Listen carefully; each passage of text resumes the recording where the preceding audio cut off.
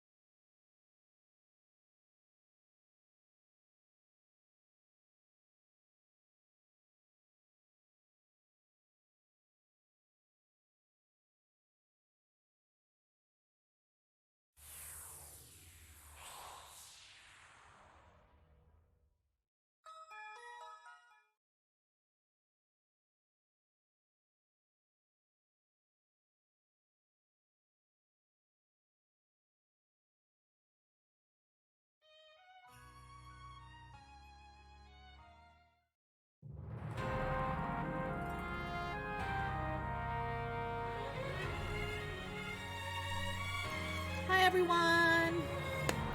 It's Frontchill time, and it's your friend, Out November, or LisaLisa. You can find me everywhere on all the internet things.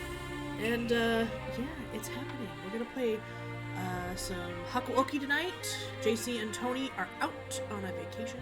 I hope you guys are resting and having a good time. I suppose first things first, thank you to our normal benefactors. We have Yev, Nomad, Doomsayer, DLP, and of course the big one, BACKBLAZE. Thanks for letting us do silly things and play pretend and play video games and standing behind us like proud parents. So I appreciate that.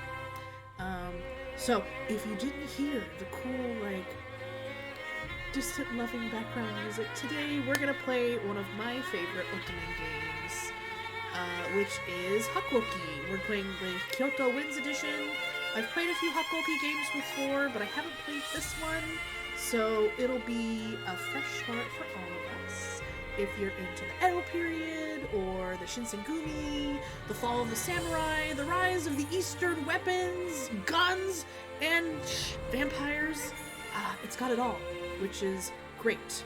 Normally I'm not really into the Shota character, but Hisuke is sort of my favorite. Okita, Haji, they're all great. But instead of sitting here and telling you about them, why don't we play the game? Because that would make sense.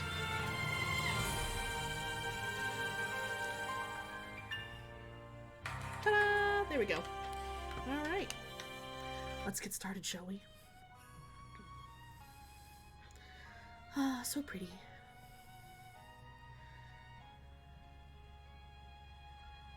I hope everyone can hear that just fine.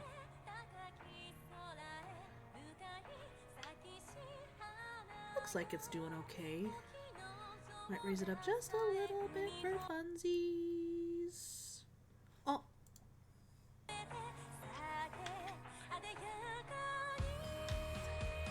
It's not my setup. You get it. But yeah, fun times for all. And if you're in chat, say hello. I know I'm... Oh my goodness. I know I'm normally the one that's hanging out in chat. Game is louder than me. Thank you for letting me know. Let's fix that, shall we? How's that? Yay! Thank you, Ember.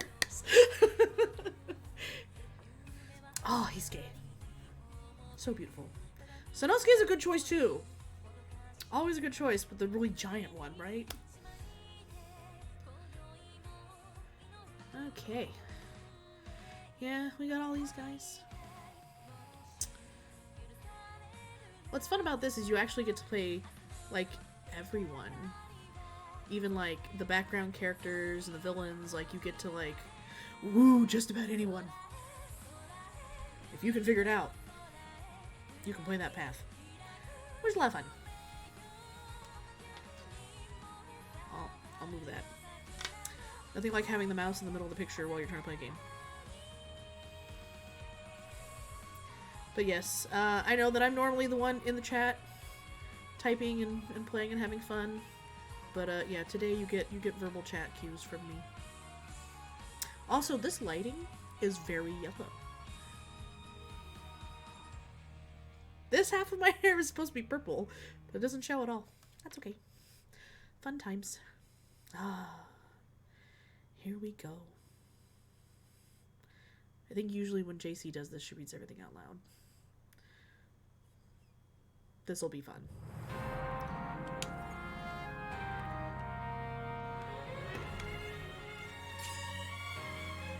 New game!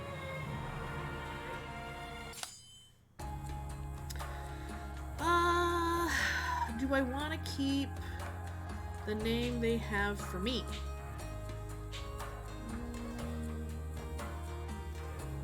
Sure.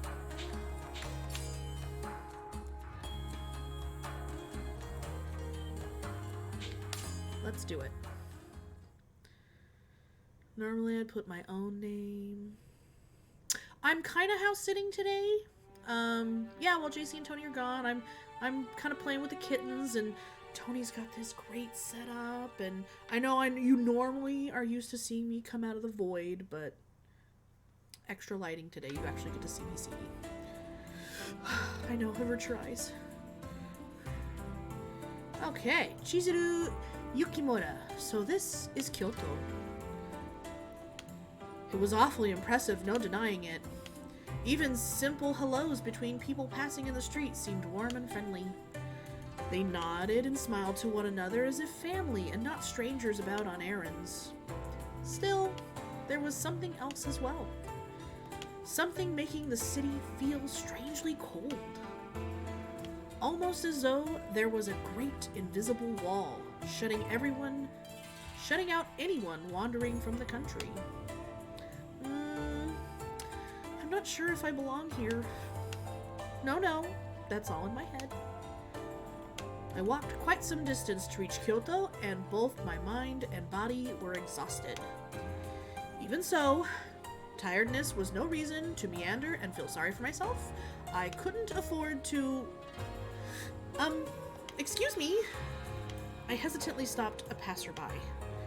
I'm sorry, I seem to be a bit lost. Could you... Oh. What am I supposed to do now? I was lost again, but in a different sort of way. I sighed and looked up at the darkening sky. The sun was beginning to set. People I'd spoken to showed me no unkindness, and they'd given me directions I needed, but was now really the best time to leave the city? Learning the person I'd hoped to visit had left town caused hope to seep from my crumbling resolve. The only person beside Father I could really rely on in the city, who I could rely on, Dr. Matsumoto. Did I read that funny? Whatever. Dr. Matsumoto was a doctor serving the shogunate. Thank you for letting me know that the doctor was indeed a doctor, if it wasn't apparent by his name, but that's okay. I had never met him myself, but my father put a great deal of trust in this man. He had told me that if I ran into any trouble in his absence, I was to contact Dr. Matsumoto. Unfortunately, Dr. Matsumoto was out on business and would not return for some time. Was I too hasty? Perhaps I should have waited. It is indeed rude to visit without warning, which is why I had sent a letter prior to my arrival. but it seems he left before reading my letter. Perhaps I thought I should have waited for a reply before traveling to an unfamiliar city. But I can no longer spend time waiting idly for news. Chizuru. Is something wrong, Father? He paused for a moment and looked at me. I'm sorry, all my voices sound pretty ladylike. Oh, it seems I must depart for the city of Kyoto. Is it for business again? He'd left the house often during that period, sometimes for days at a time. How long will you be gone? I'm afraid I just can't say. A month? Perhaps maybe 2? Oh. There was no hiding my disappointment. Nevertheless, I wasn't a child anymore. I couldn't beg him not to go, or some other foolishness such as that. Yes, I'd be lonely, but I was much more worried for him. Please, Father, be careful. They say that the city of Kyoto is dangerous. Oh, such a kind smile. He only smiled and nodded. You needn't fret. I will be sure to send you letters often, so that you will never need to worry. Okay, you promise? Father kept his promise. A new letter arrived every so often. I scarcely had time to respond before another would arrive. He told me that he was worried about me being home all by myself. Then the letters stopped. The whole month passed with no word. Father, they say Kyoto is full of ronin. It's not a safe place. Usually a samurai is paid by their house, but ronin who report to no house often rob people in order to make ends meet. They're nothing more than violent criminals who hide behind the image of a samurai. Such is the state of the city of Kyoto, a city of ronin. Small wonder, then, that I was worried for Father. My mind would concoct horrible possibilities, and I often found myself depressed and tense. First, I suppose I need to find a place to stay. Lost in thought, I didn't notice nightfall descend. If I was honest with myself, I hadn't the faintest idea of how long searching for him would take. I brought a negligible sum of money with me, enough to last me a month if I used it wisely. Finding Father in this window of time was a must. Otherwise, I would have to depend on Dr. Matsumoto returning in this time, or else I'd be forced to return home without word. Well, at any rate, I should try to be as frugal as possible. I lengthened my stride and set off on my path. Fortunate for me, men's clothing assisted with keeping a quicker pace than a woman's. Kyoto presented many dangers to a young girl hoping to explore the city without direction. My disguise, such as it was, proved successful, and I'd made it all the way to Kyoto. Such success went to my head and led me to believe that I could explore Kyoto as I pleased. But Kyoto is not a safe place, and I should have remembered that. Instead, I had somehow convinced myself that the city's hidden dangers didn't apply to me. Oi, kid! I was about to discover otherwise. I spun around. Yeah. In the street in front of me were 3 ronin. It's too many. Can I help you? I did my best to keep my voice calm, reaching nonchalantly for my kodachi. My father encouraged me to take sword lessons, and I'd kept with them. I did really well. I was confident enough in defending myself. However, perhaps my overconfidence in myself is what served the situation at hand to me. I'd messed up and let my guard down. My fault. There was a choice, and I had to take it. There were 3 of them. and one of me. Pretty nice blade you got there, kid. Yeah. Only then did I realize they were far more interested in my sword than they were in me. Looks like a bit much for a little pup like this, right? Give it here, okay? We'll put it to good use. But this is... The sword wasn't just some blade I'd picked up. It was a family heirloom spanning generations. There was no way I could give it to the Ronin. Though I had a feeling they wouldn't understand. In such a situation, the best decision was undoubtedly to retreat. I turned and ran as fast as my legs could. Oi! Get back here, you little bastard! Ooh. Rude, by the way. Gosh, they sure don't give up easily, do they? I felt like I'd been running for quite a while, but I could still hear the Ronin cursing loudly. I ducked into an alley, flattening against the wall. After deciding they weren't too close, I crept farther into the alley. Oh my.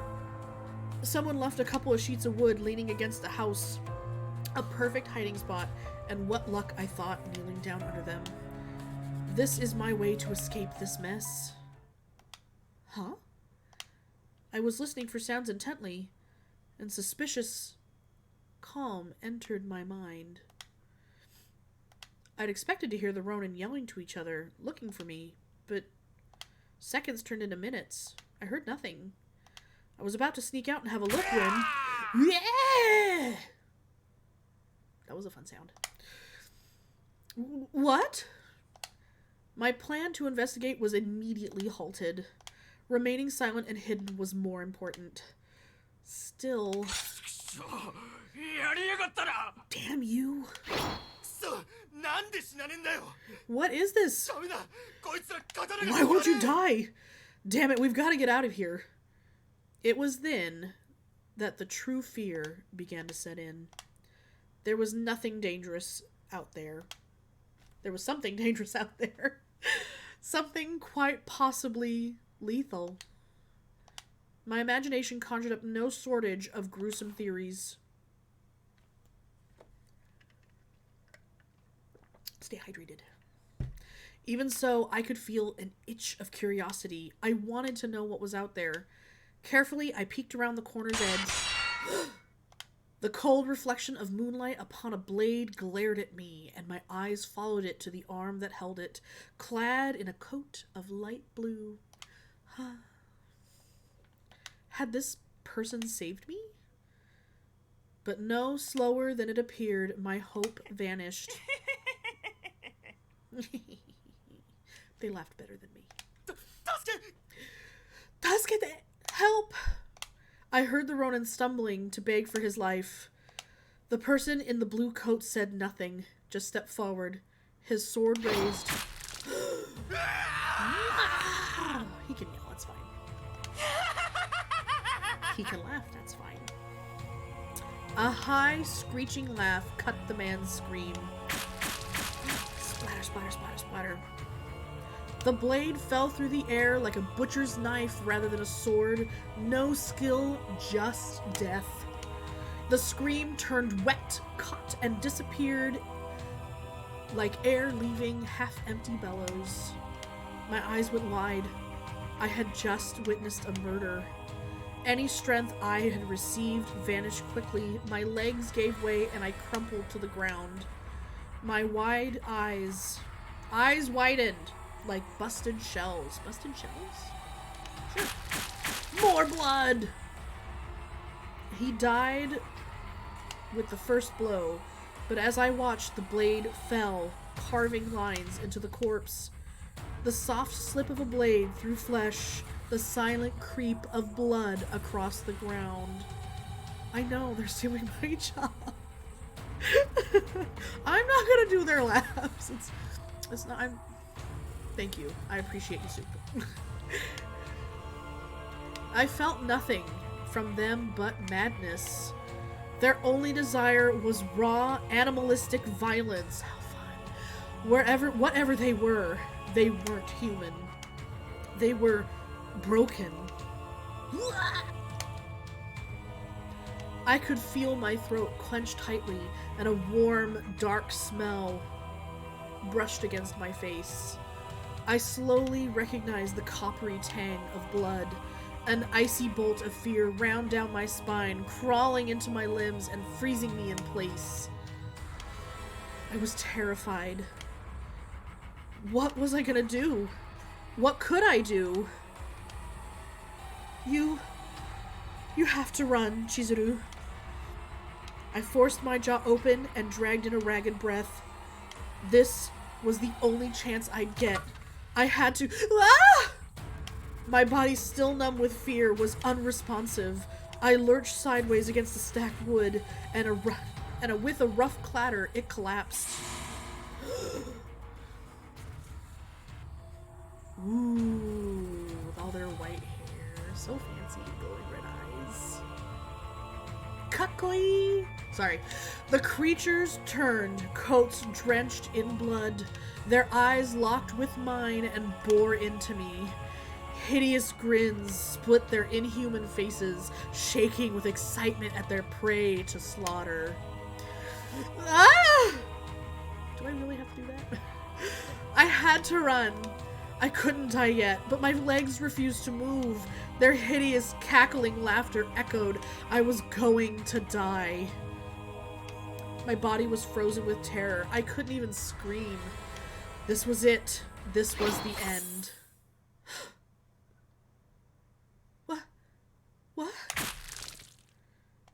I watched them raise their bloody swords, the moon glinting off the metal. Then there was a flash of light and the soft splash of blood. I could feel it, warm and sticky. Bile began to rise in my throat, but before disgust took hold, I heard a voice. Okita. Sorry, spoilers. Really? The words suggested disappointment, but the voice sounded happy? And here I was, planning to take care of them all. Can't you have picked another day to work fast, Saito? As he spoke, the strange man smiled, almost as if he were enjoying himself.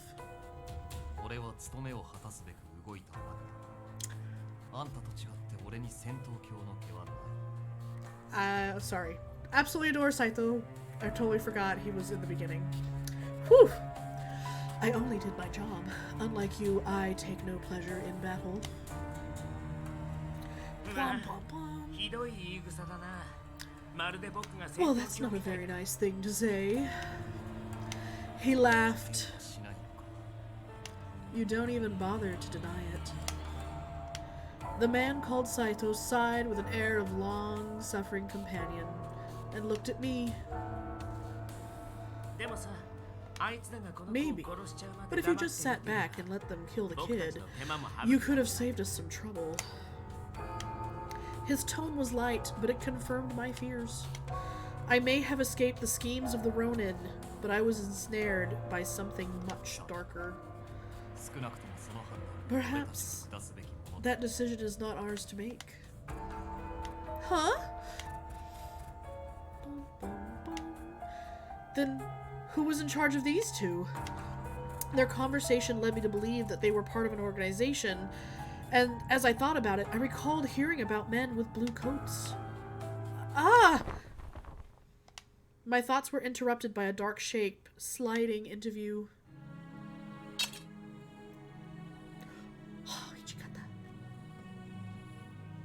Such a fancy, dark, solemn man. Oh! I swallowed hard. The moonlit shone off his smooth, dark hair. For reasons I couldn't fathom in that moment, the light on his hair made me think of the wistfulness of flower petals. You're obviously supposed to go for Hijikata. It was almost as if the cherry trees were blooming out of season. Luck is not your friend tonight. His voice was cold and quiet, like a blade of ice. Blue-white moonlight lit his slender face and shone from the blade pointed at my chest.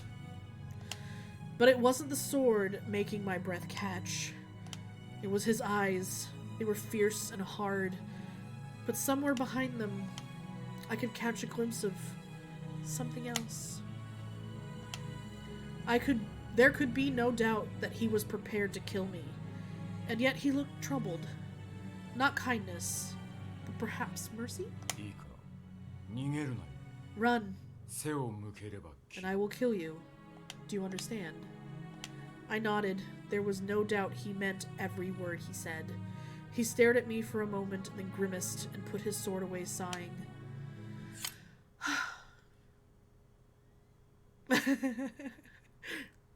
Thank you, Soup. I could write a better one. You're right. What? I was too surprised to stop from speaking, and it quickly became apparent that I wasn't the only one. What?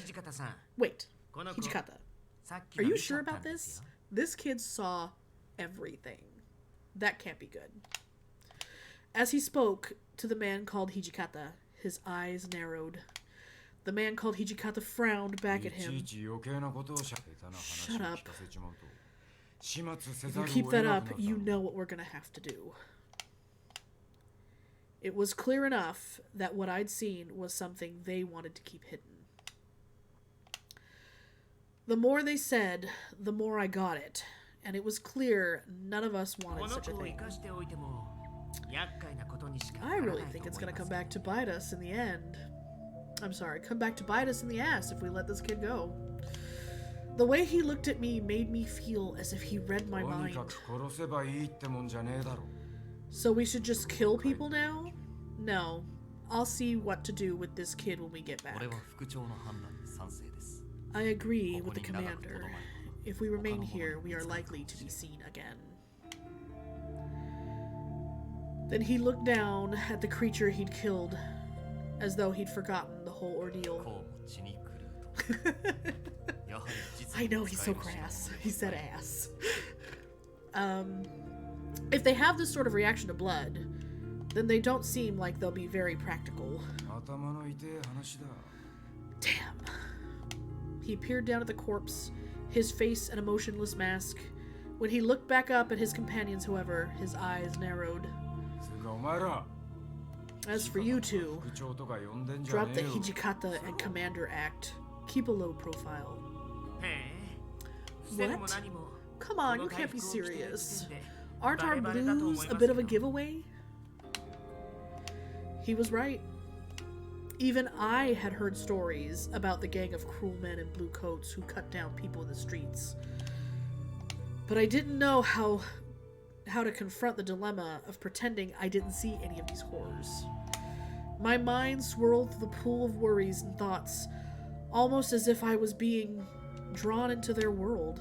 A world where nothing is strange in carrying out a normal conversation in the dead of night with a corpse for company. What shall we do with the bodies, then? There doesn't seem to be any physical signs. Hijikata thought for a moment before he spoke. Just take their blues. Yamazaki can deal with the rest. As you wish. Another man cut down in the street, huh? Doing a great job, aren't we? He gave a derisive bark of laughter. So long as we keep our mouths shut, I don't think anyone will know we were here. He looked directly at me, and I got the distinct feeling his words weren't for his companions. It was common for people to be murdered in Kyoto. It was a dangerous city, after all. I knew that, of course. But to see it happen, that was something else entirely. If death was such an easy thing in Kyoto, I thought that this city itself must surely be mad. Ah, yes. We did save you, didn't we? Huh? I didn't realize right away he was speaking to me. When I did, my eyes went wide. What do you mean, you saved me? Well, he did have a point. Despite their threats, they'd saved my lives. They'd saved my... I mean, I could have many lives. Well, to be honest, we're playing an ultimate game. So, yeah, I have lots of lives, because I will... If, I can die. It's fun. I stood up hastily, and I stood up as hastily as I could, brushed some dirt off my clothes, and bowed. Thank you very much. I apologized for not thanking you earlier. There was so much going on. I was a little confused. I glanced up at them, tentatively. The man called Hajime also looked confused. His eyes were wide, and he had an expression I couldn't place. Hijikata looked as though he'd taken a bite of something sour. I sighed deeply before continuing. I know it seems weird to say that, but he told me I should say thanks, so I looked up. Saito and Hijikata both stared pointedly at anything but me, and the third man was shaking with laughter. Ah, oh man. Well, my apologies. I certainly did tell you to, didn't I? He broke out into laughter again, so much so that he was forced to wipe a few tears from his eyes as he straightened up. Well, you're welcome. I'm Soji Okita. Nice to see a kid who knows how to be polite. Thank you for helping me. Not quite sure what else to do, I bowed again.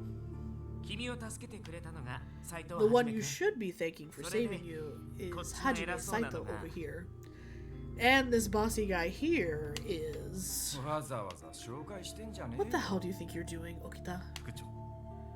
Sir, I read your concerns. We must be on the move. Whatever mirth was inspired was gone. The man called Saito now spoke with a quiet urgency. The man named Okita grabbed hold of my wrist, smiled, and led us down the street. His grip was a touch too tight to be friendly, his fingers like iron cables around my arms. Just one arm. There was no question about my situation. I quickly picked up the notion that if I were to run, I would be killed instantly. My life was in the hands of these strange men. I set my jaw and stood up as straight as I could. My eyes crept up from the bloodstained coat and met Saito's eyes again. It would be best if you pretended for the... It would be best if you prepared for the worst. I doubt this will end well for you. His words were like a dagger in my stomach. What was going to happen to me? Was I gonna die? As we walked through the bleak Kyoto night, I felt horror crawl its way up my spine once again. The curse of my horror wasn't the gruesome end that awaited me.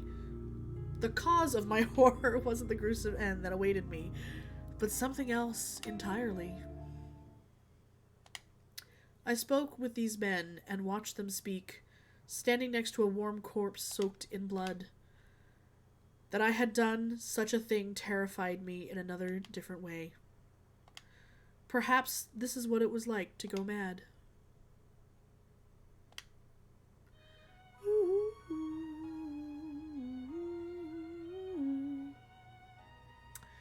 Well, that was the end of chapter 1. Pretty moon.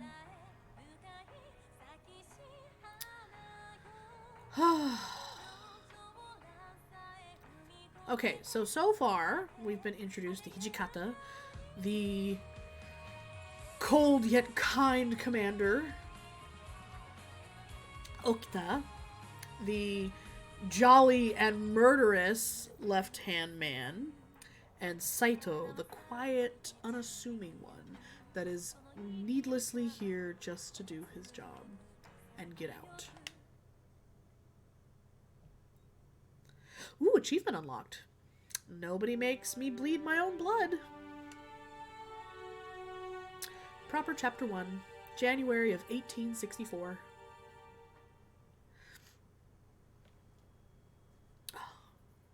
It's just so beautiful.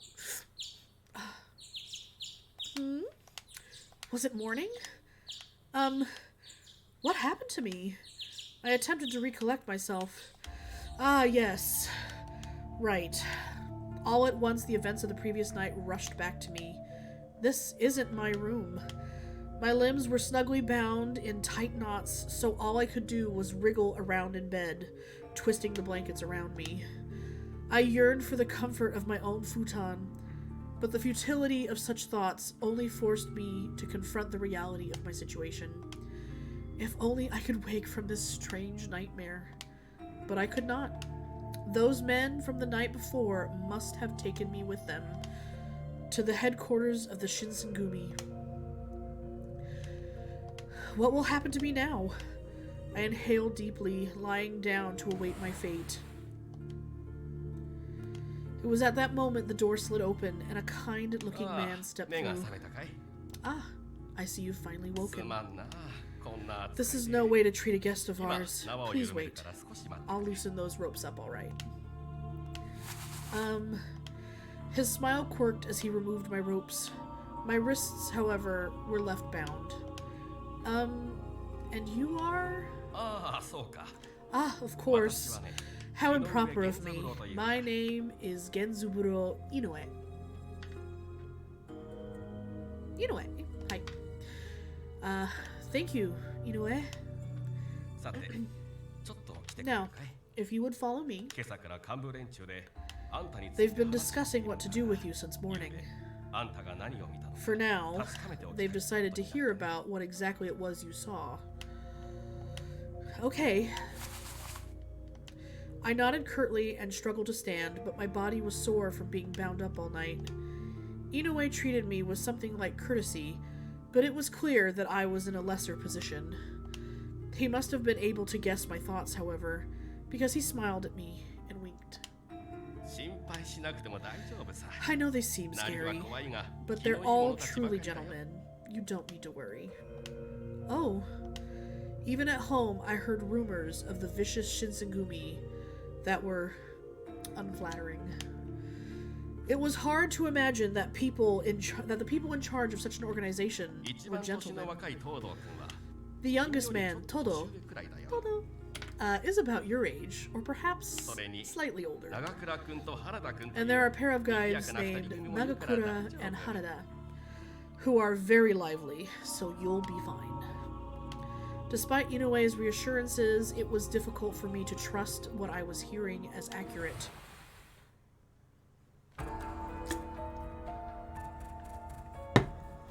Sumimasen. Excuse me. Oh.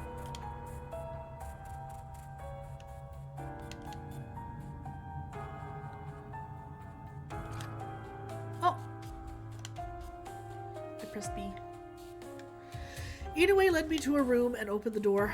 I stepped inside and found myself surrounded by the leaders of the Shinsengumi. Their eyes dug into me like sharp knives. I stared before me and gulped nervously. Good morning. I take it you slept well? Well, it wasn't particularly comfortable. Is that so? Because when I went to have a look at you earlier, you didn't budge, no matter what I poked. You were knocked out cold, and you looked snug and cozy in your sleep. What? He's only teasing you. Soji didn't go anywhere near your room. Quite silent, I stared at Okita. With his grin still spread along his face, he glanced over to Saito. Aw, I just wanted to see you squirm a little. Not very nice of you, Hajime, calling me out like that. I don't think Saito did anything wrong. You on the other hand. Shut it. You sound like a bunch of kids. Hijikata's voice brooked no further insubordination. Okita shrugged and fell silent, but the smile lingered through his bright eyes. So, Hijikata, this is your witness? This is actually my favorite. I mean, I love them all. How can you not love them all? But, like, this is my favorite trio. The man who spoke was, well, he looked more like a boy than a man. Maybe this is the youthful Shinsengumi captain that Inoue was describing to me. I'd imagine the leaders of the Shinsengumi to be older, maybe even middle-aged men, but their faces were still blessed with youth. In fact, one might even confuse them at first glance for a gang of bohemian thugs. Bohemian thugs? Is bohemian a word in the Edo period?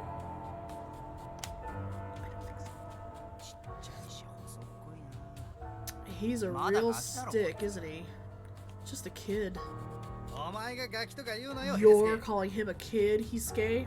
That's rich. Right you are. To anyone else, I'll bet you two look like a sad pair of scrawny little brats. I'm the only one who gets to call them out on being scrawny punks because I'm a mature adult. Mature adult. Anything that comes out of your mouth is basically nonsense, Shinpachi. Two nearby men replied to Todo. I keep looking over that way. Well, to you it's like down and over. Down, down, over, over, over there. It's backwards for me. Oh no, Sammy Cake's got sunburnt! What have we told you about going out in the daylight? It is not good. It is not good for nobody. Also, thank you, Sammy Cakes, for coming to play and listening to my story. Maybe eventually I'll have a decision or two to make. Yay! Two nearby men replied to Todo with very mocking but light-hearted tones.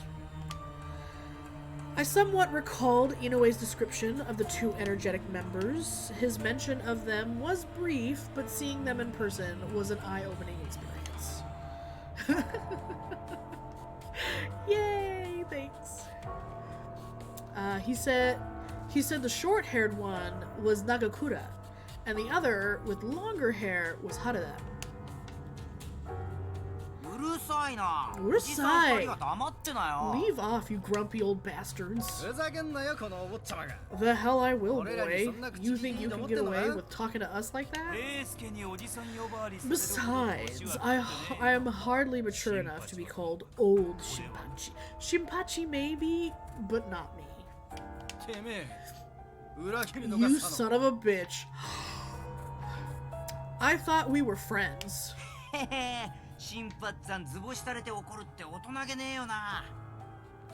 Ha ha ha ha ha, come on, Shin.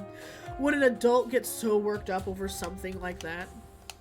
Their back and forth rapport seemed developed into a rhythm from years of friendship, which predated my arrival and made me very foreign here. Yeah, because you're not from here, dude. Anyway, I sensed something apart from curiosity towards me, though like a feeling of animosity. Despite their cheerful levity, they had not forgiven my presence among them. Suddenly, I wanted very much to go home. I wanted to leave this place and never return. My chest tightened and I stared down, hoping to wake up in bed with all of this only a memory. I apologize for all of this frightening behavior. Please don't let the men unsettle you. Oh. His voice was calm and warm, and I felt myself relax, even if only for a little bit. Are you serious? You're the scariest one out of all of us, Sanan. This is finally the one character that I'm just sort of like... not really feeling Sanan. But you can still play his storyline. As he finished speaking, the rest of the men nodded solemnly in agreement. I wondered, who could possibly command such fear and respect from these men? Oh, how crude. I understand their feelings, but for our demon of a commander to feel such as well, is it up to me to hold the integrity of the Shinsengumi to our highest standard? It is easy to be confused, however, when our standards, or rather our taboos, are at the mercy of our own Hijikata. If it is true But now isn't the time to be talking about this. And the man called Sanen and Hijikata stared at one another with a smirk. You're lucky to have a friend like Sanen, Toshi. I love that he calls him Toshi. Anyway, Hijikata and Sanen sounded distant when they spoke to one another, not exactly friendly. Still, the man who spoke had certainly sounded as though he thought they were friends. My apologies. I haven't introduced myself. I am Isami Kodo, chief of the Shinsengumi.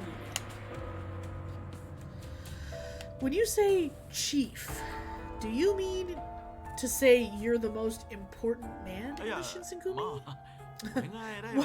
Well, I wouldn't call myself the most important. It is more accurate to say I represent everyone. Toshi, over there, is the commander, and Sanan is our colonel. Kondo, why are you telling him all this? Why? Do you think it's a bad idea? Well, unless you think this kid should learn our secrets, maybe you should keep your mouth shut. Damn. Exactly. Why bother anyway? We owe him nothing. Perhaps you all raise good points, but isn't it rude to ignore your guests? Harada glanced over at Kondo and let out a bark of laughter. True, we've already brought him here. It's not like telling him will hurt us. Kondo looked rather disappointed when Hijikata spoke, but he perked up at Harada's words. Despite knowing him for 5 minutes, it's easy to see that his words resonated well with his men. He had the sort of charisma that simply drew you in, a man who was impossible to hate. Well, let's get back to the business at hand. Can you give me a full report of last night? Yes, last night we were on patrol when we encountered some wandering Ronin. They drew steel, so we fought. Some of our men subdued the Ronin, but in doing so, exposed their failure. As he finished, Saito turned to look at me. I didn't see anything. Even with my insistence, Hijikata continued to stare at me with a harsh glance. Saito remained expressionless, and the smile on Okita's face didn't change. Huh. You sure you didn't see anything? Yes, I didn't see anything. Really? Well, if that's true, then I don't see what the problem is. Hold on a minute. I thought Soji said you helped out some of our men or something. No! That's not true. I glanced over at Okita, but his smile remained. Whatever he was thinking was a mystery to me. I love that little shit. I was running away from the Ronin. Then some people with Shinsengumi uniforms appeared. Really, they sort of rescued me. Then that means you saw them slicing up those Ronin, right? I couldn't exactly deny that. However, I knew that choosing to stay silent would implicate me deeper than lying would. So in other words, you actually saw everything. The whole ugly business. You've got an honest heart. That's not really a bad thing, but I wasn't sure what to make of Harada's words. My presence seemed bad for the Shinsengumi. Would their next words be ones to condemn me to death for being at the wrong place at the wrong time? My voice shook, but I knew I had to try. I won't tell anyone, I promise. It seems unlikely this attack was mere chance, yet it seems unlikely too that you're an enemy. Despite your good intentions, you could be taken for interrogating. Could you handle torture? Oh, torture. His voice was still warm, but his words were cold. I began to feel my chances at life slipping away. Staying quiet is easy, but if you were captured, you would have no loyalty to us or our secrets. Yeah, we have no way of verifying your word. Oops. Trigger happy today. Let's just kill the kid. You want to keep someone quiet? That's the only sure way. But don't be so cold, Soji. Oh, don't give me that look. I was just kidding. Perhaps it should have sounded like it. After being rebuked by Saito, Okita gave a playful smile. But surely, there must be something we can do. After all, we're talking about a child. I've no wish to kill him either, but ignoring the unlikelihood of his trustworthiness is foolish. Ooh, hiccup. Well, I would like to hear the commander's opinion. What do you say, Commander Hijikata? The man looked to Hijikata, listening intently. He sighed and glanced around the room. Last night we killed members who broke our code. This kid should not have been involved at all. I imagine that puts an end to the matter for you. Well, he probably saw something, but I doubt he really understands what it was. Even so, this is serious. We have bigger things to consider. We have to keep this under wraps. If rumors break that soldiers of the Shinsengumi are thirsty for blood, it would be problematic. Shinpachi's words made sense to everyone. Hijikata's face looked grim. Hey, watch your mouth. It's our responsibility to regulate all warriors who violate our code. They will be dealt with. Well, it doesn't change the fact that this kid saw something. I think Soji has a point, but still. I'll do whatever Hijikata and Kodo tell me. I love his little petulant voice. Sorry. Anyway, I think we ought to let him go. He doesn't know everything, you know? What do you mean, everything? I couldn't help but wonder aloud, and the mood in the room shifted to an icy silence. Shut it, Hisuke. Oops. My bad. My bad? Edo period? My bad? I love these games, but every now and then they do something like that, and I'm just sort of like... Anyway. Uh-oh.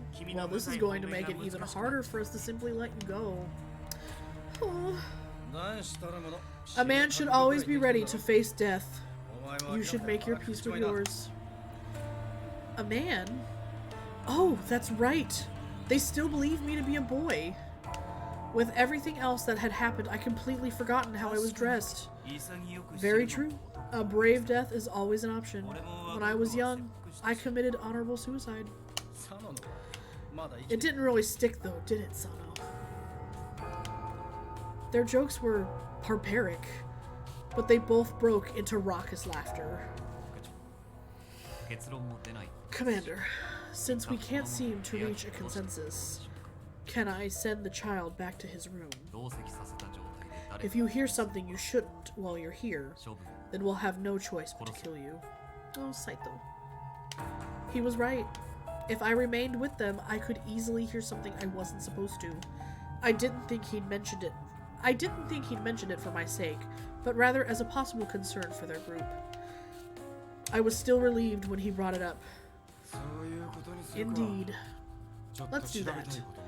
Plus, there's something I want to look into. I agree, there are too many careless men here. Come on, Sanan. What are you looking at me for? That ought to be pretty obvious. We're all guilty of being careless, especially you, Hisuke. Hey! Back off. It was just a mistake, okay? I could hear Tolo's voice rise as everyone turned to look at him. He's so cute. He looked at them for a bit, then turned to me and mumbled in a voice that I could barely hear. I'm sorry. I was still apprehensive about what they might do to me, so I couldn't quite respond to him. But he seemed to understand, and I curtly managed to nod. Alright, Saito. Take care of the kid. Noted. Shall we go? Oh, okay. Warrior record has been unlocked. I don't know what that means. After returning to my room, I'd spent some time reflecting upon my state and my still bound hands. The rumor spoke of the Shinsengumi as vicious men, but they seemed more intimate, human to me. Yeah, I'm a warrior. Still, their presence or their being lingered through me. As if to say, we're not killers, but to protect our code, we must bring death. Remaining here is only bringing me closer to the possibility of killing me. Remaining here is only bringing me closer to the possibility of killing me. Yeah, okay, I read that right. I don't know if I can convince them to spare me. Just as I have no loyalty to them, they have no loyalty to me. Only the Shinsengumi. But then, they mentioned a man must always be ready to face death. So they're still mistaking me for a man? I could possibly risk exposing my true identity in exchange for mercy on my life. But this could just as easily backfire for me, and it could exact an even worse fate. I was truly at a loss for what to do. Ooh, finally, our first decision! Okay, escape? Attempt to explain my situation. If it were me, what would I do? Okay, oh!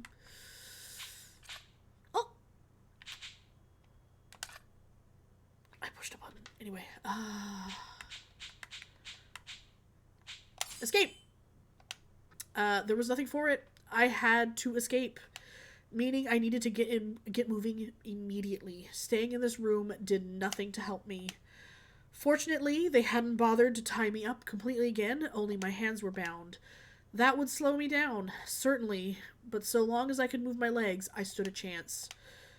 Alright now, the exit is... I cast my memory back to when they'd brought me into the building the night before. Right. I'm sure it would work out. I stood up. Holding my breath, I edged toward the door. I knew it was rude, but I had no choice but to try to open the sliding door with my toe. See, you're gonna take time to put that detail in, that it was rude to open the sliding door with your toe, but you're gonna write things like, my bad. Okay, I'm done. I'm sorry. Okay. But I was almost there when suddenly it flew open on its own, revealing... No! Todo! Kondo. I wish... Yeah, anyway. What? Ah! I stumbled straight into Kondo. Oh my. Well, that was rather bold. You were looking to escape, I assume. Attempting to escape was unwise. It will only make your situation more difficult. His voice was calm and not unfriendly, but his eyes were frigid and calculating. Too late, I realized why they hadn't bothered to tie me up again. They'd been watching me. I told you once, and I won't do it again. Run, and I'll gut you. Sorry, but now we've got to kill you. We can't trust a kid who can't keep a promise. Oh no!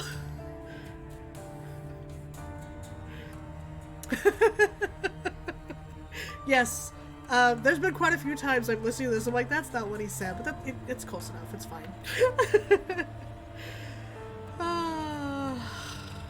Okita smiled. He didn't look very sorry. I either run for it or stay. You know, they've already caught me. They've already caught me.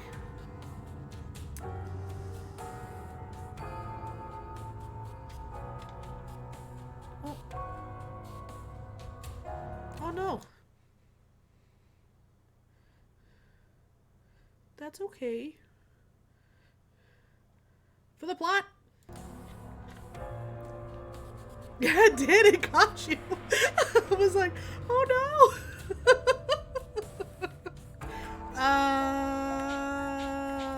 I'm gonna stay where I am.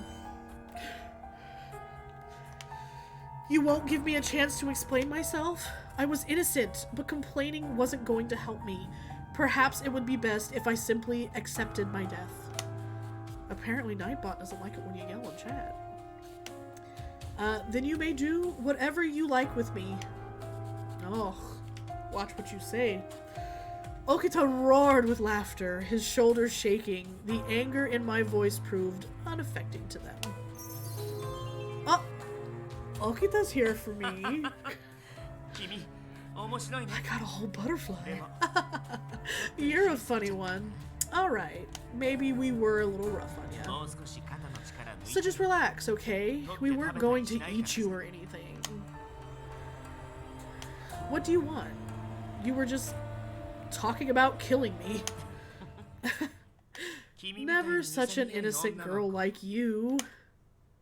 Huh? A girl?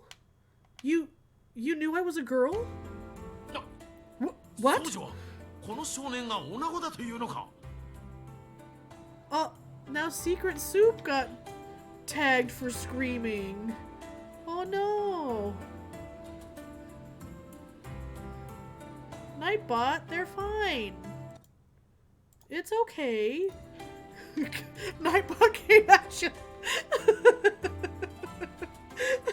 Sorry. What? Soji, are you telling me this child is a girl? Calm down, Kondo. Really?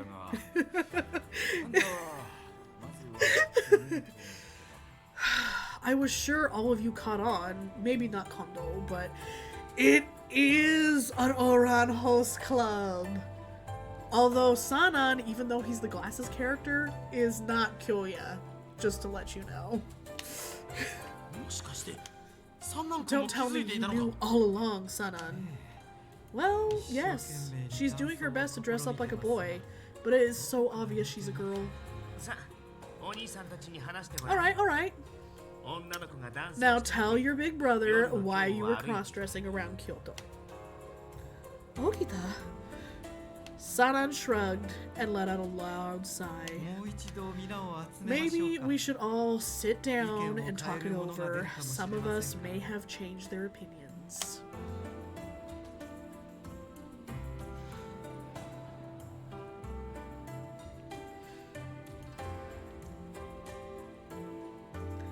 There I was, surrounded once again by the leaders of the Shinsengumi. I noticed you were rather slim, and your features were far too soft to be a man's, but to think you were a lady this whole time. Oh, Kondo. Isumi is so sweet.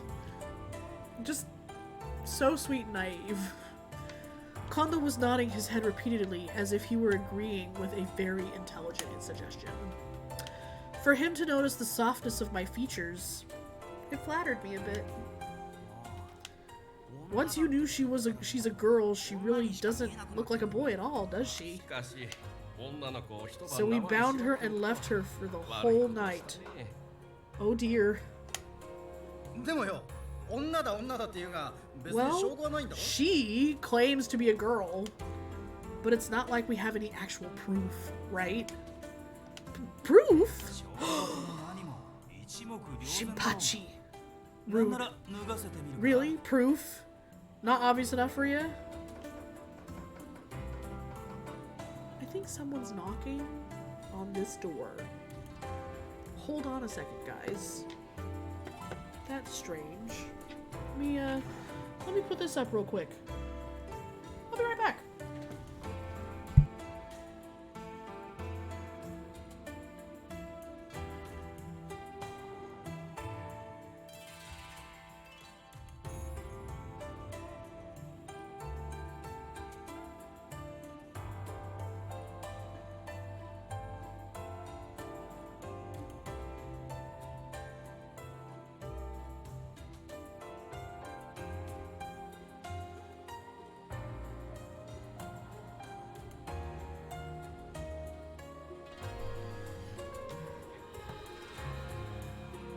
So that was curious.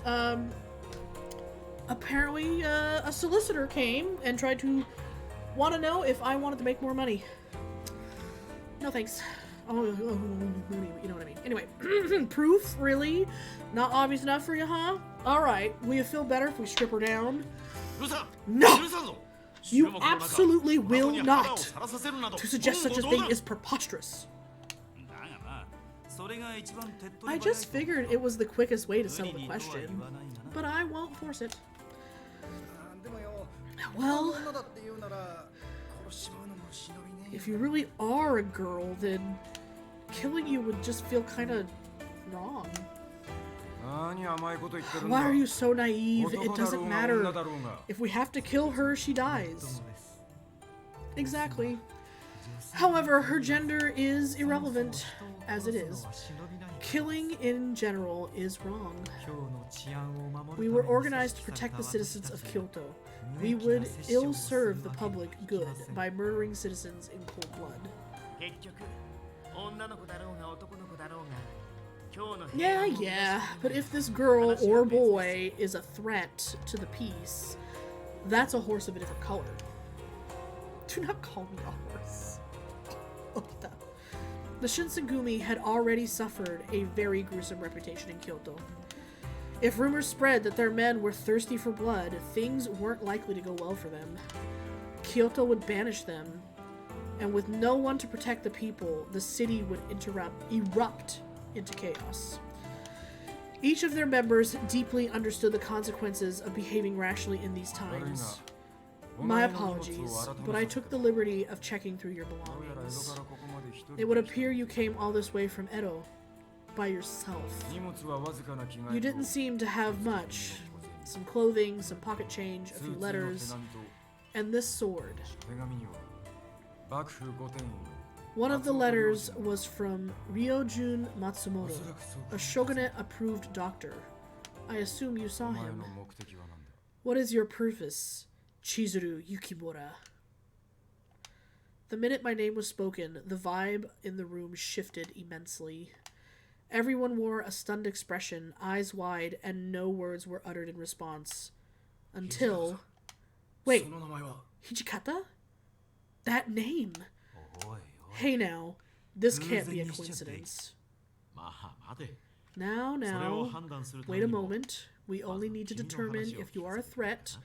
Will you tell us your side of the story?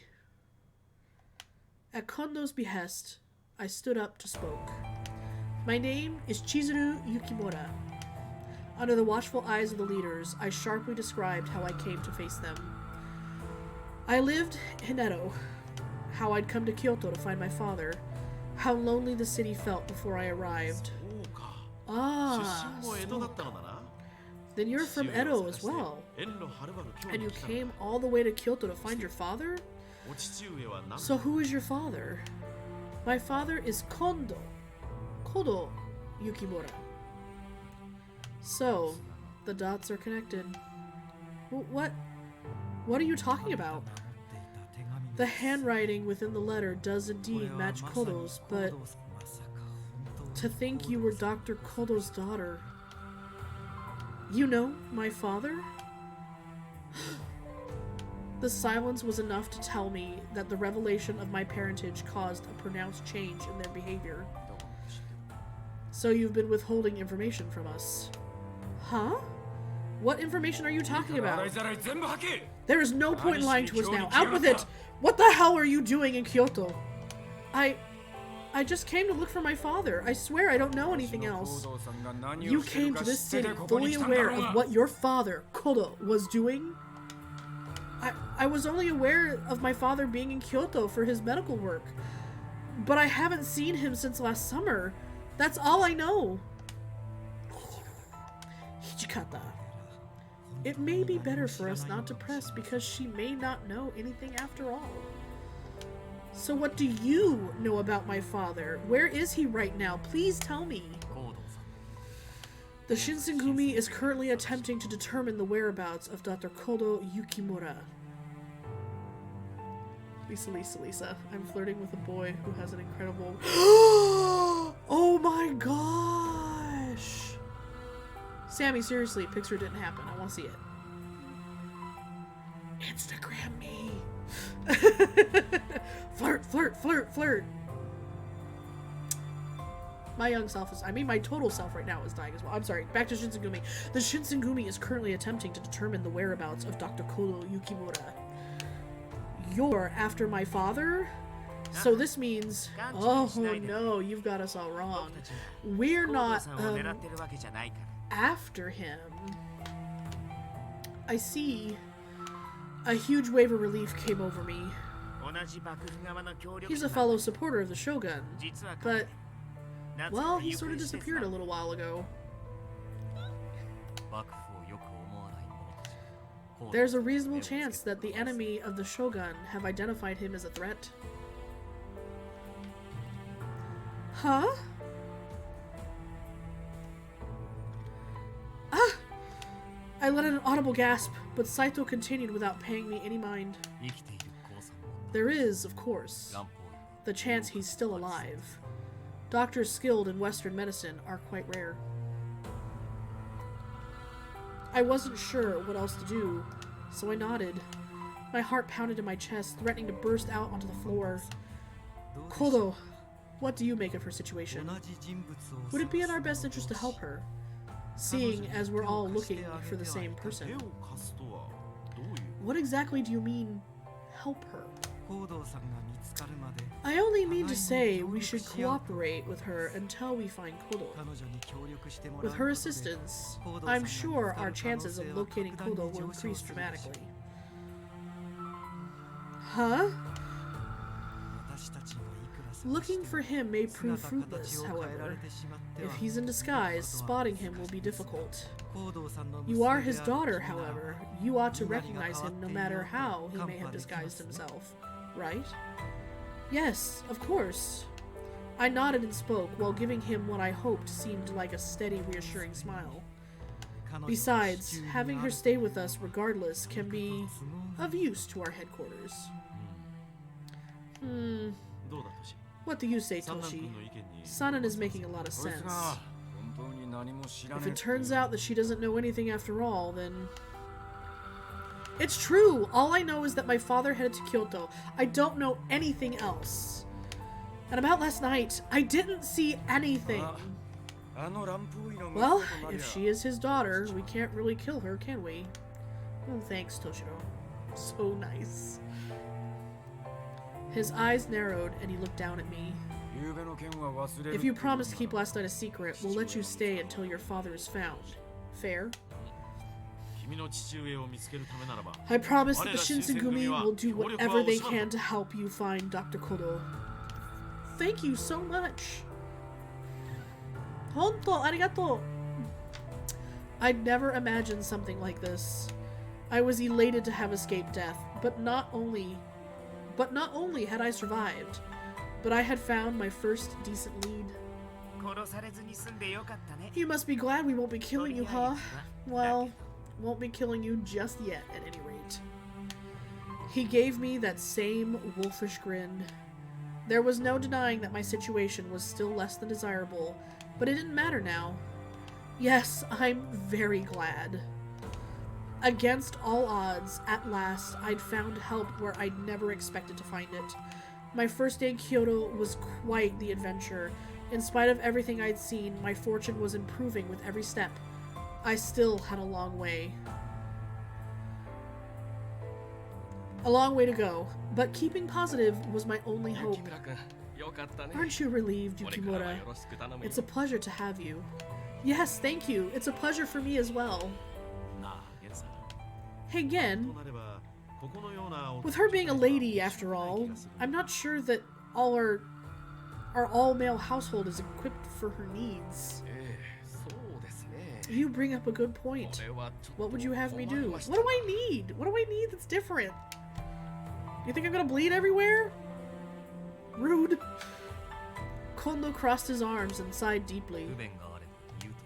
Should you require anything, you need only ask. We will do what we can to accommodate you. Saito's so sweet.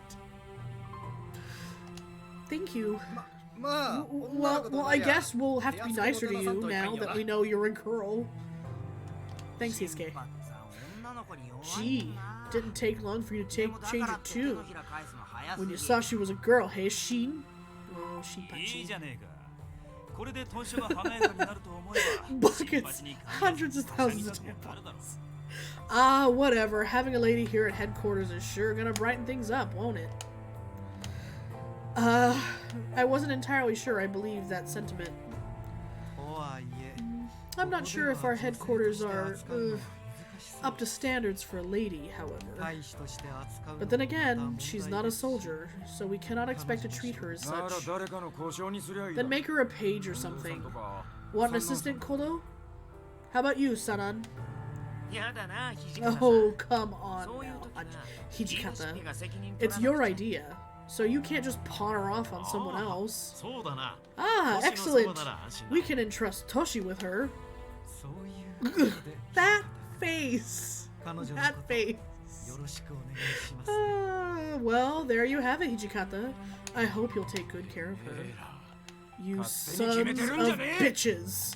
You can't just decide! As I watched their back and forth, some of my earlier relief began to ebb away. And this is how the Shinsengumi had come to look after me.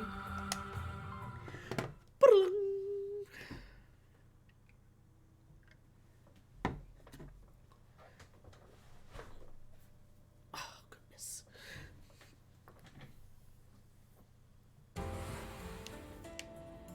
Bum, bum, bum, bum, bum.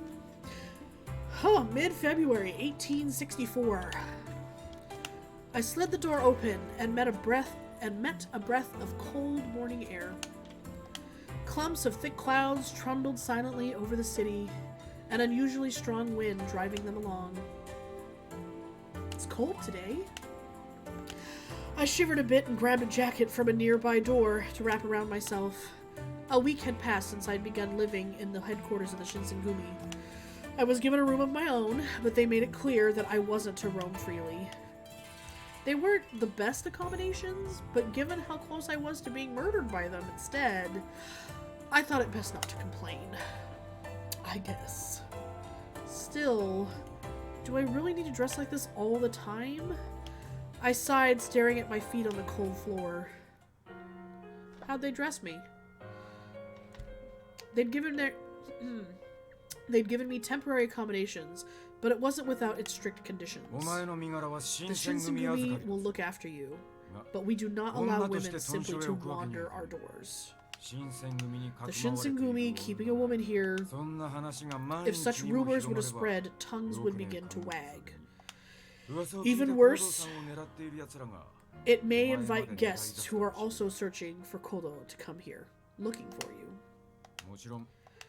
It is still up to speculation, however, whether or not he has been taken or attacked. So many unanswered questions hovering about. All the more reason to keep recklessness at a low. In other words, you need to keep this facade as a man. Do I make myself clear? Clear. His reasoning was sound. Perhaps more than that, I knew he was concerned not only for the Shinsengumi, but for the safety of my father and myself. I didn't have a choice, regardless, but keeping this in mind made his orders more palatable. I don't expect this to be an issue, but having a woman around could disrupt morale, so to speak. For that reason, only we, the Shinsengumi's leadership, will know the truth of your situation. It's imperative for us to keep this under wraps, for there is no telling what becomes of rumors. I understand the situation, so what should I do while I'm here? Nothing. You're gonna get a room, and you're gonna stay in it. Really? I could have sworn we decided she was going to be someone's page. Soji! Keep your tongue in your mouth. What a fun saying. Or I'll cut the freaking thing off.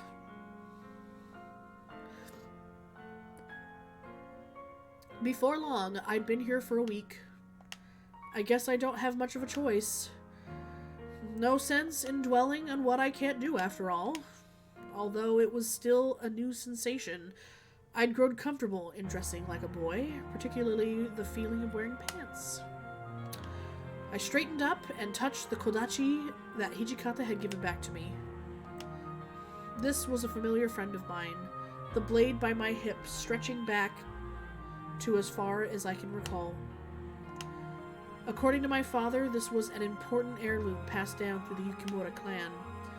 As such, I was forced to take lessons in swordplay, making me well aware of what the blade was capable of. I mean, pants are great. And I know for a fact that she's not wearing pants per se. She's wearing hakuma, so even more flowy and fun and easy to move around in. Pants. I had never cared much for weapons. Weapons hurt people, which is an obvious factor. But it was more than that, at least for me. For as far back as I could remember, any wounds I suffered healed at an incredible rate. Small cuts would disappear overnight. As a child, I thought nothing of it. But as I grew older, I began to realize that I was not quite normal. My father insisted it was a gift from the gods, and I should tell no one of it. I didn't tell anyone, of course. I was afraid they would treat me like a monster if they knew. Ever since then, I'd done my best not to get hurt. I stayed as far away from Blaze as I could, and before I realized it, I developed a fear of them. My constant need for disguise was frustrating, but my condition left me more unsettled. Still, that wasn't the only thing on my mind. The rank-and-file soldiers treated me coldly. I'm not just imagining it, right? I learned having a private room was a privilege, even for captains. For a child to arrive and receive better treatment than their own captains? No surprise, really, for the soldiers to hate me. True, I suppose I really can't blame them. I was enjoying the Shinsengumi's hospitality, and I felt I should help them in some way, but I knew nothing of the soldiers and their ways. I gave much effort as possible, despite Hijikata's commands for me to remain in my room. How does one calm the lonely, restless mind? I think for the soldiers, whenever the captains or other officers would look out for me, it appeared as if they were giving me special treatment. They're just watching me to make sure I kept my mouth shut. They took turns keeping watch over me. Any mistake on my part would cause huge trouble, so they were making an effort to keep me contained. Even if I could speak with the soldiers, what conversations would we share? Nothing? My only respite from any possibility of detection would be to stay alone. Again. All I wanted from this, though, was to find my father. Even though they'd promised to help me, keeping me locked here without the ability to leave was no better than being tied up. Just when I felt like I'd made some progress in my journey, my search was kept to a halt. But are they telling us they're androgynous, non-binary trans, or do they just love pants? Everyone loves pants. Pants are great.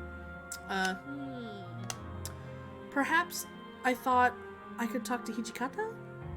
If he would give me permission to look for my father. Oh no, that's right. Hijikata just recently departed for Osaka. Well, if Hijikata's not here, I wasn't sure what to do. Stay put? Talk to someone? Search the compound.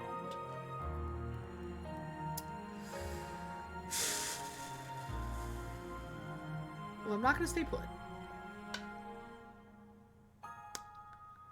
Let's search the compound. As I thought about it, I realized that I had no idea how the Shinsengumi compound was laid out. If I were to live here, I thought, then I ought to make an effort to learn. Oh, my mouse is in the middle again. No one told me my mouse was in the middle! I took a deep breath, gathered my courage, and stepped out of the room. There's no one here. I looked around. The hall was utterly empty. Then again, since I'd snuck out of my room, it was probably for the best that no one had seen me. Still, I feel a little guilty about it. Perhaps I should have just stayed in my room. If I wandered around the compound, it was likely I'd see something I wasn't supposed to. I'd already stumbled upon one of the Shinsengumi's secrets that night I met them. I had no wish to do so again. Maybe I should reconsider.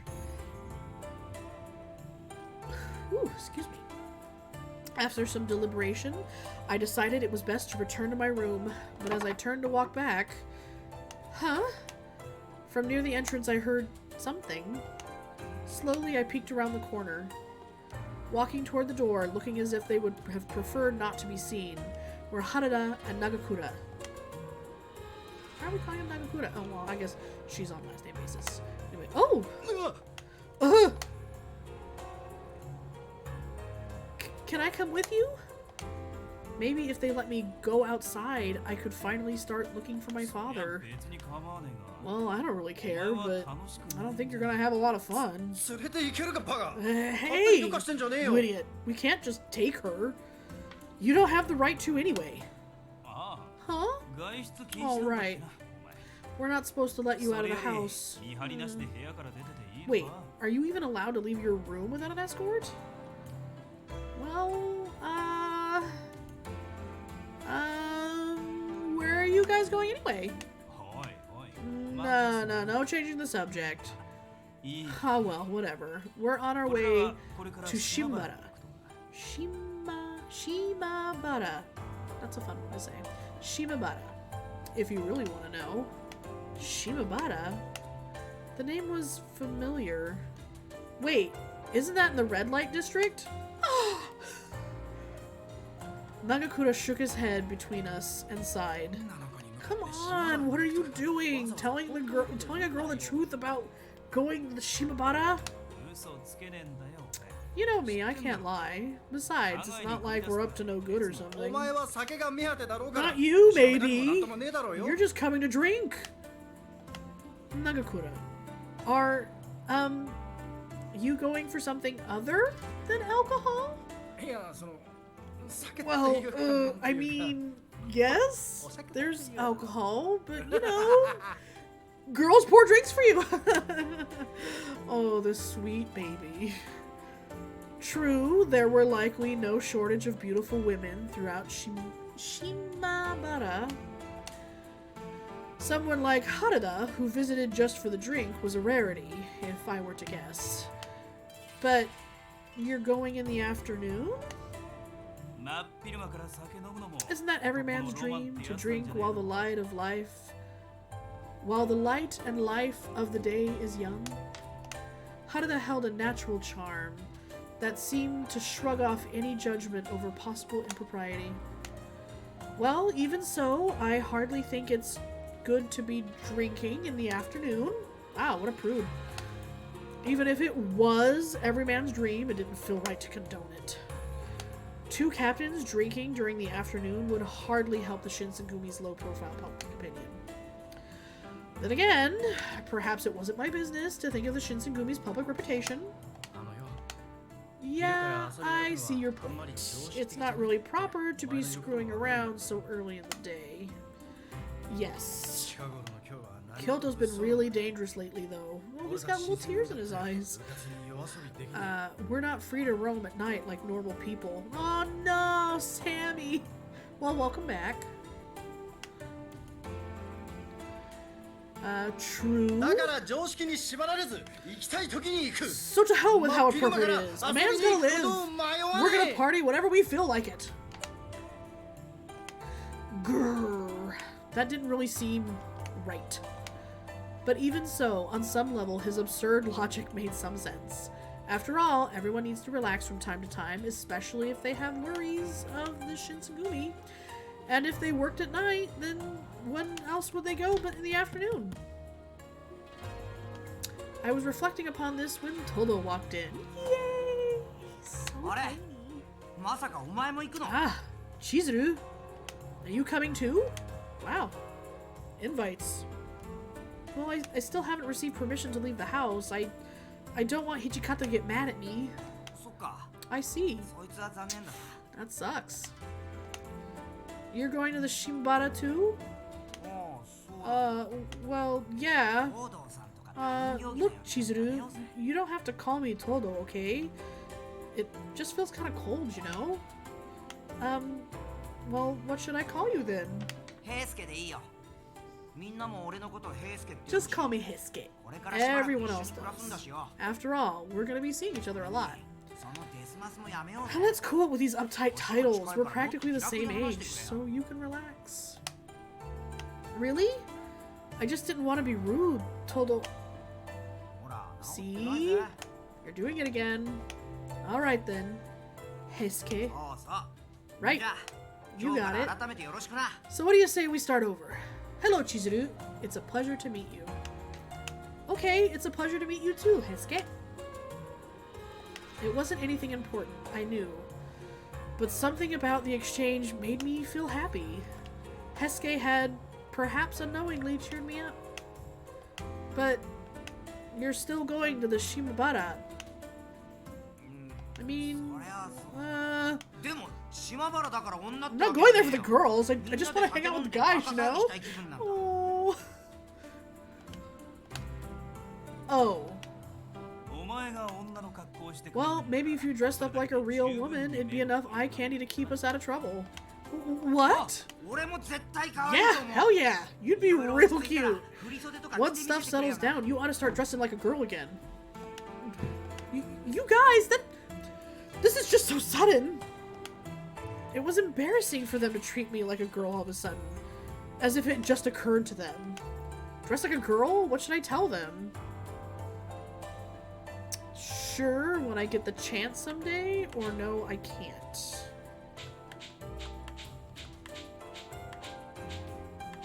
Which one's gonna make Heisuke happy?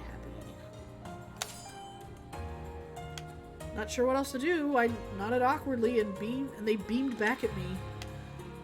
When I get the chance someday. Sound good? Aha! Heisuke butterflies! Really? Alright. That's a promise, Chizuru. Don't forget it. Okay. I didn't need Heisuke's advice on how I should dress, considering it was something I looked forward to once I got the opportunity. So why did I feel so embarrassed?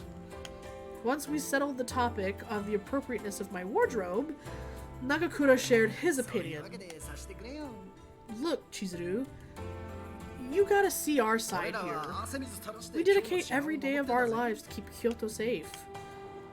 That's not a very convincing excuse. Despite my reservations, I understood the truth. They were partaking in normal activities for men. Besides, who was I to try and stop them in the first place? I certainly had no authority over them. Oh, he was a Japanese person saying jeez. Jesus. Jesus. Hello, Blue Tigress. Welcome. Besides, who was I to try to stop them in the first place? I certainly had no authority over them. While visiting pleasure quarters in broad daylight wasn't my thing, if their superiors took no issue, I was a guest of the Shinsengumi, and it would be rude for me to try to tell them what to do. But even so, they went out of their way to talk to me until I felt better about the situation. This showed they were good men with nothing to hide. Alright, I suppose their reasoning made sense to me, and a part of me was just envious of them. I too wanted to be free of the staleness in this compound and search for my father. I'll bring you back something. What sort of food do you like? Even though I was still turning the issue at hand in my head, the thought of food made me salivate. Alright then, I'd like some tangerines. Maybe we can eat them together tomorrow afternoon? Ah, that sounds good. See you then. Now, see, if I were ordering, it would be takoyaki. Or yakisoba, because there's nothing better than something grilled. And I do love octopus. Ramen would be delicious. Takoyaki's my favorite. As soon as Hijikata gives you permission to go out, we'll take you wherever you want to go. Well, thank you. But Heisuke, you don't need to worry. Even if you couldn't take me out now, it's the thought that counts. Thanks for cheering me up. Thanks. So we'll be off now. Have fun with your girl, Shinpachi. I am also... Soup! There's no but having here. No. Just butterflies. Rude. Rude. Oh, thanks for joining me, Soup. Oyasumi nasai.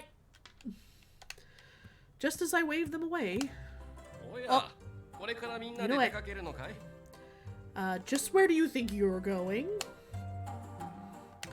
All of us nonchalantly turned our heads around and see Inoue pacing toward us. Ah, damn it. It just had to begin. Yikes, we're in for it now. They all refused to make eye contact and fell silent, so I responded to Inoue in their stead.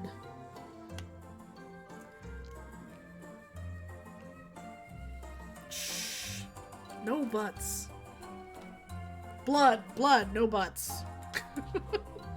Well, I'm not going anywhere, but, I had no idea what else to say. Were they expecting me to cover for them? Well, you know, Ken. Right, we were gonna go train, that's all. Hesuke quickly warmed to his excuse, as Nagakura. Yeah, exactly. Like Hesuke said, I mean, it's such a nice day out, the breeze is warm. Yes, what they said. After hearing their excuse, Inoue reacted. Oyasumi nasai. Whose eyes? My goodness, you're all so diligent. We train together so rarely these days. Might I join you? Aww, kawaii desho. He looked honestly happy, pleased with the dedication of his fellows. Well... Ah, crap. Seeing as how they were hopeless in getting themselves out of this, I decided to lend a hand. You guys are really going to train? Yes, they do peer into your soul. Just then, Hesuke opened his mouth. Oh man, I'm sorry, I wanted to train with you all, but I just remembered I had plans for the day. Plans? See, I already promised Chizuru that I'd give her a tour of our headquarters, right? It was news to me. Come on, please, go along with me. He gave me a desperate, somber look with his eyes, like a sad puppy. I had no choice but to go along. Yes, that's right. Yes. Totally. His eyes sparkled and he grabbed hold of my hand and began to walk off. Hesuke had cheered me up earlier after all. Perhaps in this way I was returning the favor. Hold on there, Hesuke. You really think you could... Before he could even finish, Harada interrupted, a mischievous grin appearing on his face. I'd better come too, Chizuru. Make sure none of these guys give you any trouble. Well, I suppose you have a point. I see. Well, Harada does have a point. I'll leave her to your care then. Alright, Shinpachi, shall we go? I expect this from Hesuke, but you? Sano? I thought you were better than that. His knuckles turned white and his face shook with exasperation. Time to go. What? Shin's got a bit of a short temper.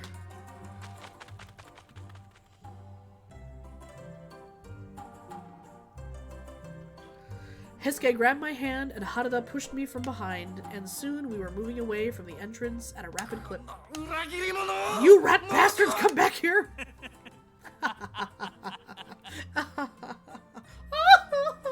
Okay, no Naga laugh from me, I'm sorry.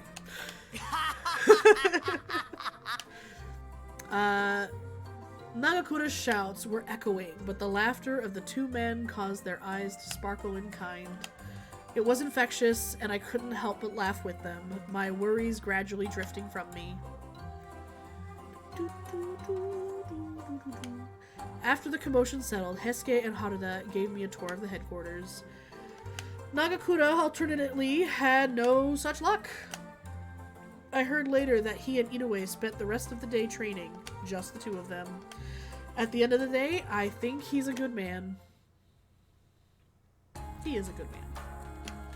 Time stood still, shadows drifting along my wall. How long am I going to do this? Solitude was proving detrimental to any glimmer of hope. My heart felt heavier with each moment. How lonely the wistful, forlorn line can be. I'd become swept up in a frightening world I didn't understand and couldn't possibly control. I can't possibly figure out what's happening to Father if I'm stuck here. Only Hijikata could give me permission to leave, and he's gone. All I could do was wait. Lamenting things I couldn't change would not improve my situation, and I would arguably make it worse. I knew I couldn't trust the men of the Shinsengumi completely. They were, after all, men who could take a life in the blink of an eye. It would be just as easy for them to end my life. Well, at least they've been nice to me, for now. I tried a prison break earlier, and I got caught. And this was technically my second attempt, and I got caught again. But at least I got to hang out with Hesuke. They're nice men deep down, right? Does anyone ever call you gullible? Aha! What are you doing here? Oh, you didn't notice me?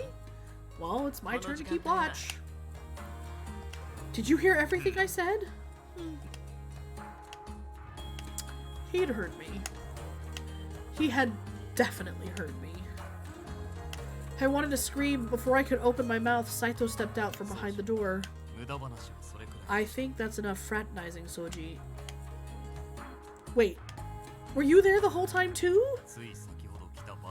I arrived only a moment ago. Oh, thank goodness. I'm sorry for screaming like that. It's nothing. At any rate, it's not as if you said anything that would cause trouble for you. Ah! True, I didn't say anything bad, but still. Well, I was just embarrassed to be caught talking to myself.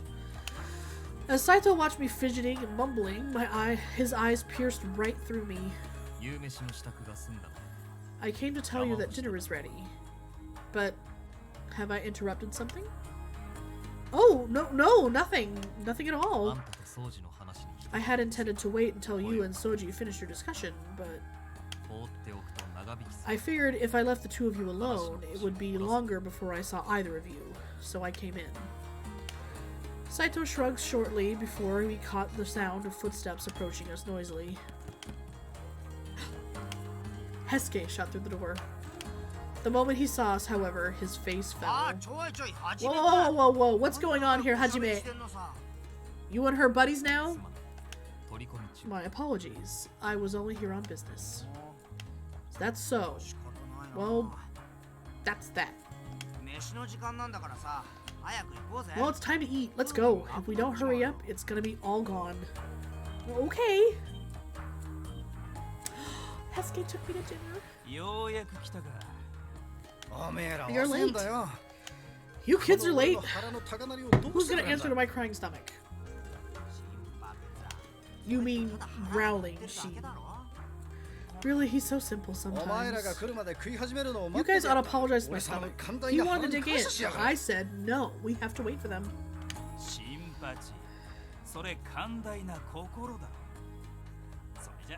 You're such a softy shin. Alright guys, it's time to eat. And that means every man for himself. You started Aktar?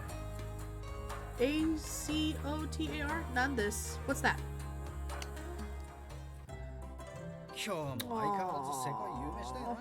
Shinpachi's so cute. Man, there's barely enough here to feed a kid. Ah, of course. Okay. Good. Fun book. A lot of fairy. I mean, obviously it's a fairy book. You know what I mean? But yes. Then if you're on the third book, then you've met my favorite character because he's kind of a big deal. It is a good series. Man, there's barely enough here to feed a kid, let alone a man. So I'll just have to take yours. Survival of the fittest. This food is mine.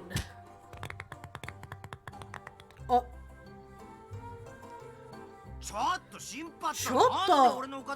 Why do you always steal my food? It's because of the difference in size, kid. I got a bigger body. That means I need more food. Well, I'm still growing, old man, so I gotta eat more too. Sorry you had to see this, Chizuru. They're always like this. I've gotten used to it.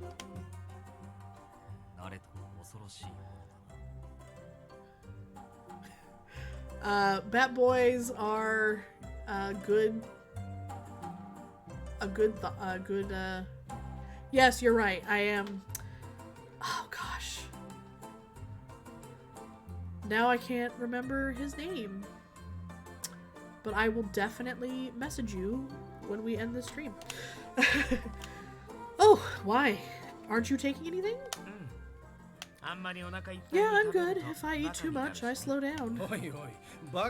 Hey, what do you mean, slow? Whatever, I'm taking that. Ah, Rysand. Eh? Yeah, Rysand. That's his name. Good job, yes. 100%. Hey, what do you mean, slow? Ah, whatever, I'm taking that. Go for it. So long as I got a little sake to sip, I'm good. Sounds like I'm going with sake too. Try not to worry about eating too much, or being a freeloader or something, Chizuru. Just eat your little heart out, okay?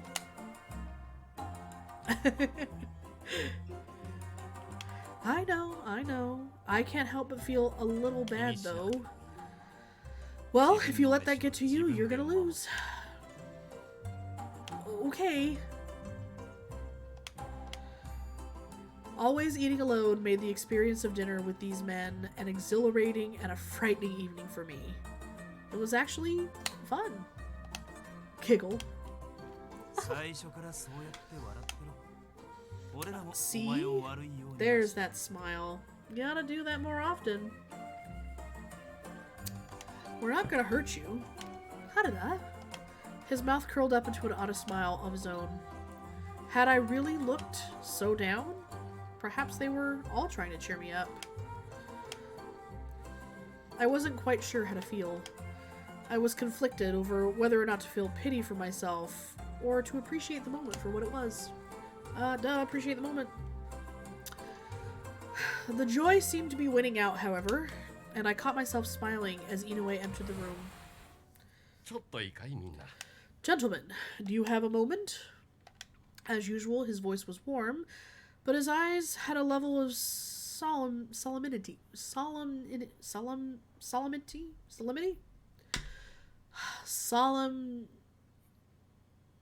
That's a hard word for me, guys. We found my sea anemone. I'd never seen before. At least during our brief acquaintance thus far. The warmth from the room slowly evaporated. I've just received word from Osaka. Sanan has been gravely injured in battle. What? What happened? A dry goods store in Osaka was invaded by a group of ronin. Toshi and Sanan arrived in time to enter the fray and subdue the ronin. However, Sanan was stabbed during the encounter. Solemnity. That's still... Thank you for trying. I appreciate it. Solemnity. Solemnity. Solemnity? Solemnity. Is he going to be alright? According to the letter, he's gravely hurt, but the wound is on his left arm. It will be hard for him to wield a blade, but he will almost certainly survive. Oh, thank goodness. I exhaled in a brief sigh of relief, but the rest of the room was tense, still itching for more answers. He should be returning here in a few days. Now please excuse me, I must speak with Kondo. He turned as he spoke, his last words delivered over his shoulder, and was gone. I appreciate. Thank you. Good effort. I try. It was Saito who broke the awkward silence. An injury so grave he cannot clutch his sword. Perhaps the wound severed an artery. To wield a blade with one arm is a disservice. He may never carry a blade if it's true. Oh, at last I understood. Fighting with a single hand would mean less strength behind his blows. Against an opponent of similar skill, he would almost certainly lose. If push comes to shove, he'll have to take it. I don't think Sanan's just going to give up. Don't jinx him, Soji. It's gonna look bad if officers start joining the Furies. Huh? Wait, that didn't make any sense. What are the Furies? Oh. So Furies come from something you drink where any injuries could be cured. Hesuke! You hit my baby! Before I could move, Haruto was on his feet and halfway across the room. I barely had time to gasp before he drove his fist into Hesuke. Ah! Oh, little tears in his eyes. Baby. Hesuke, are you alright? Sano, you're overreacting. That was my bad, Hesuke. I slipped first. You alright? Sorry. After a moment, Haruto curtly nodded to Hesuke in apology, the latter offering a quick, pained smile. Nah, I should have been watching what I said. Still, Sano, you didn't have to hit me. His punch had enough force to knock out a lesser man, but Hesuke seemed unfazed. It was never clearer how different these men were. Chizu, everything you just heard is something you are never to repeat. I'm sure you're curious, but we can't tell you anything else, so don't ask. And forget what you just heard from Hesuke. His voice was friendly, but his eyes gave his words a cold weight that made me feel uncomfortable. The Furies that Hesuke spoke about are men to be pitied. Okida's voice was flat, emotionless. Suddenly, a sudden chill of melancholy entered his eyes. I couldn't bring myself to say anything more. Thankfully, Nagakura broke the awkward silence. It's nothing you need to worry yourself about. You don't have to get all worked up. I was only a guest in their house, not a warrior of the Shinsengumi. The trust of the Shinsengumi's secrets were no business of mine, something I'd known. There was little value in that sentiment, however. Put it from your mind. Involving yourself in our affairs will only put you in greater danger. With wind. I bit my lip and kept silent. The wall between us was almost tangible, almost too far to let the obstacle for me. Far too large an obstacle for me to defeat easily.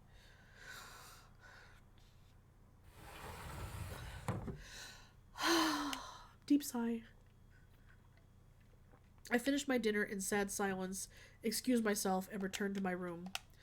I had a great deal to think about. Furies, huh?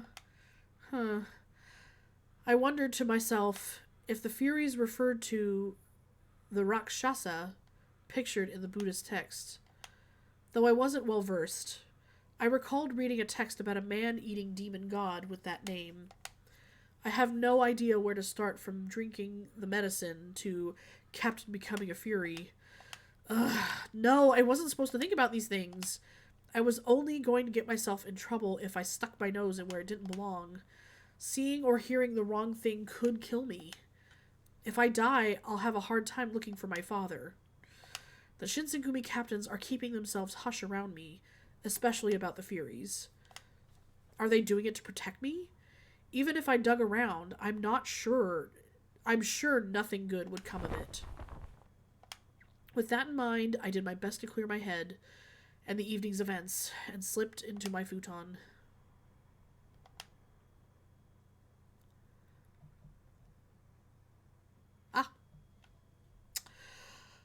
Oh, is this the end of a chapter?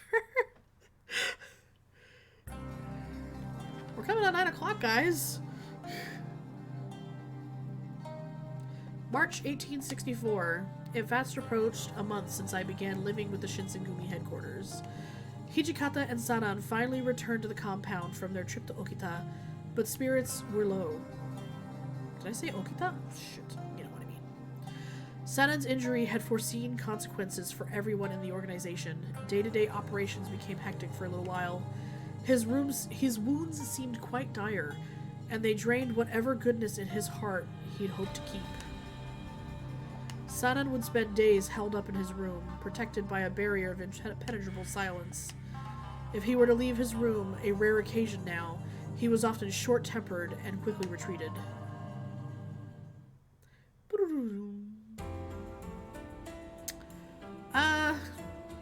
I don't know how many chapters.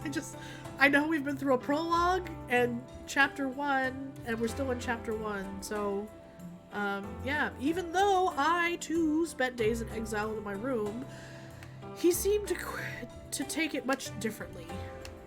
Sanan seemed trapped within a painful memory, each day bringing him closer to a gloomy twilight. I softly pondered what service I could offer to the Shinsengumi if I was not allowed to search for my father. I'm sure Hijikata is overwhelmed with whatever business he's dealing with, but I need to visit with him.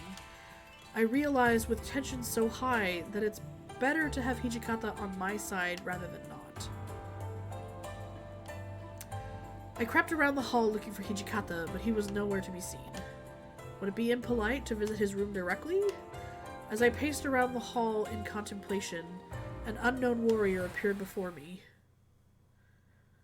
Pom pom pom. I've been living in the Yagi residence for a month, but he's unfamiliar to me. My current dilemma compelled me to approach him. Excuse me, have you seen Hijikata? The man turned to respond, and my eyes widened to scan his enormous frame before he spoke. And who might you be? Mind telling me what you're doing here? Oh, I am... Well, it's a long story. Don't make me repeat myself. Answer me. I'm Chizuru Yukimura. Ah, I recall hearing the commander recruited a young apprentice as his new page. Must be you. Yes. I wasn't aware they were telling people that I was an apprentice warrior at the headquarters. However, my reputation was the last thing on my mind as I faced this man's pressuring gaze. I didn't appreciate the harsh scrutiny he seemed to impose, scanning me from head to toe. Huh.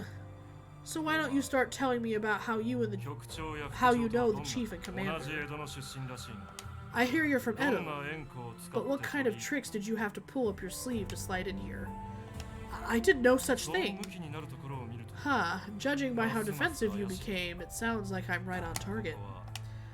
Look, this isn't the place where someone without any worth on the battlefield or in the strategy room can waltz in without earning it. I'm going to ask you one more time. How did you get in with the chief and commander? I, Kanryu-san, Takeda, am asking you a question. What makes you think you can just ignore me? He grew increasingly agitated, almost like a petulant child, but I refused to answer him. I know, pressure. He reached his massive hand over towards me as if to grab me, but then a voice stopped him. Oi, Takeda! Oi!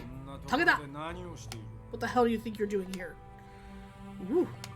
When he recognized Hijikata's voice, he snapped his hand back to his side. Well, Commander Hijikata, I'm here on business with Chief Kondo. That's so. I've heard nothing about this. He called me on special orders to assist him while Colonel Sanan was out of commission. However, as it appears, Chief Kondo is nowhere to be seen. So I will be on my way. Takeda turned and took to take his leave, but then he slowed his step, leaving us with a few words. As a side note, Commander Hijikata, are the rumors true that you've welcomed this young blood as your page? Yes, but it's none of your concern to know more. Ah, forgive me. I'll refrain from pressing for details as it seems to be out of my jurisdiction. I do, however, require your predisposition towards keeping those from your birthplace close to you. It seems I forget myself. Please excuse me. Once Takeda exited the hall, I couldn't help but feel a rush of relief. Hey, Yukimura! Don't be walking around the headquarters without permission.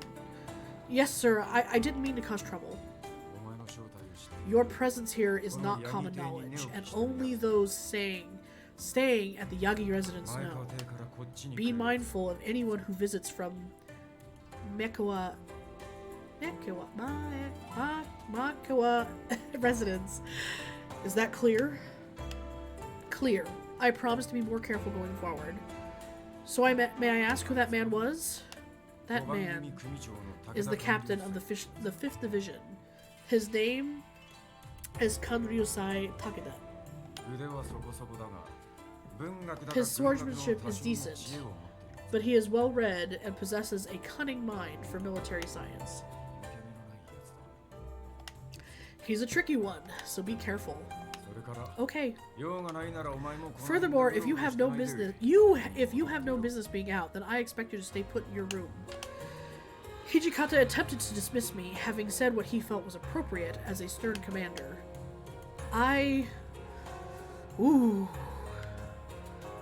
Ask Hijikata if I can help around the compound. Quietly return to my room. It's probably gonna endear me to him. I didn't get many chances to see Hijikata, so I took the opportunity to offer my aid to the house. I actually have a favor to ask of you, Hijikata.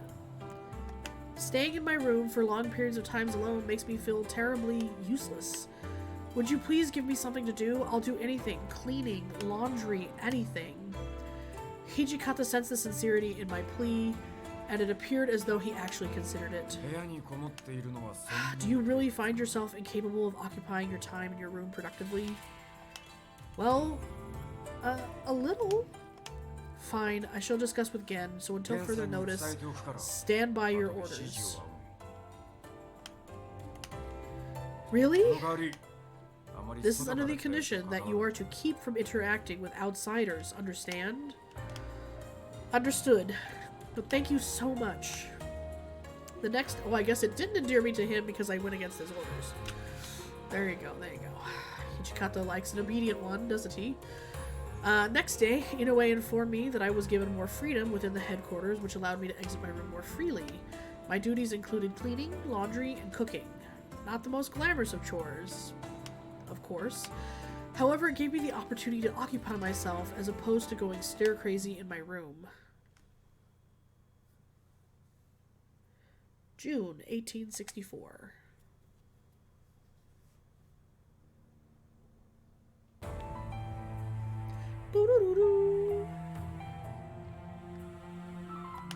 June 1864. Hi.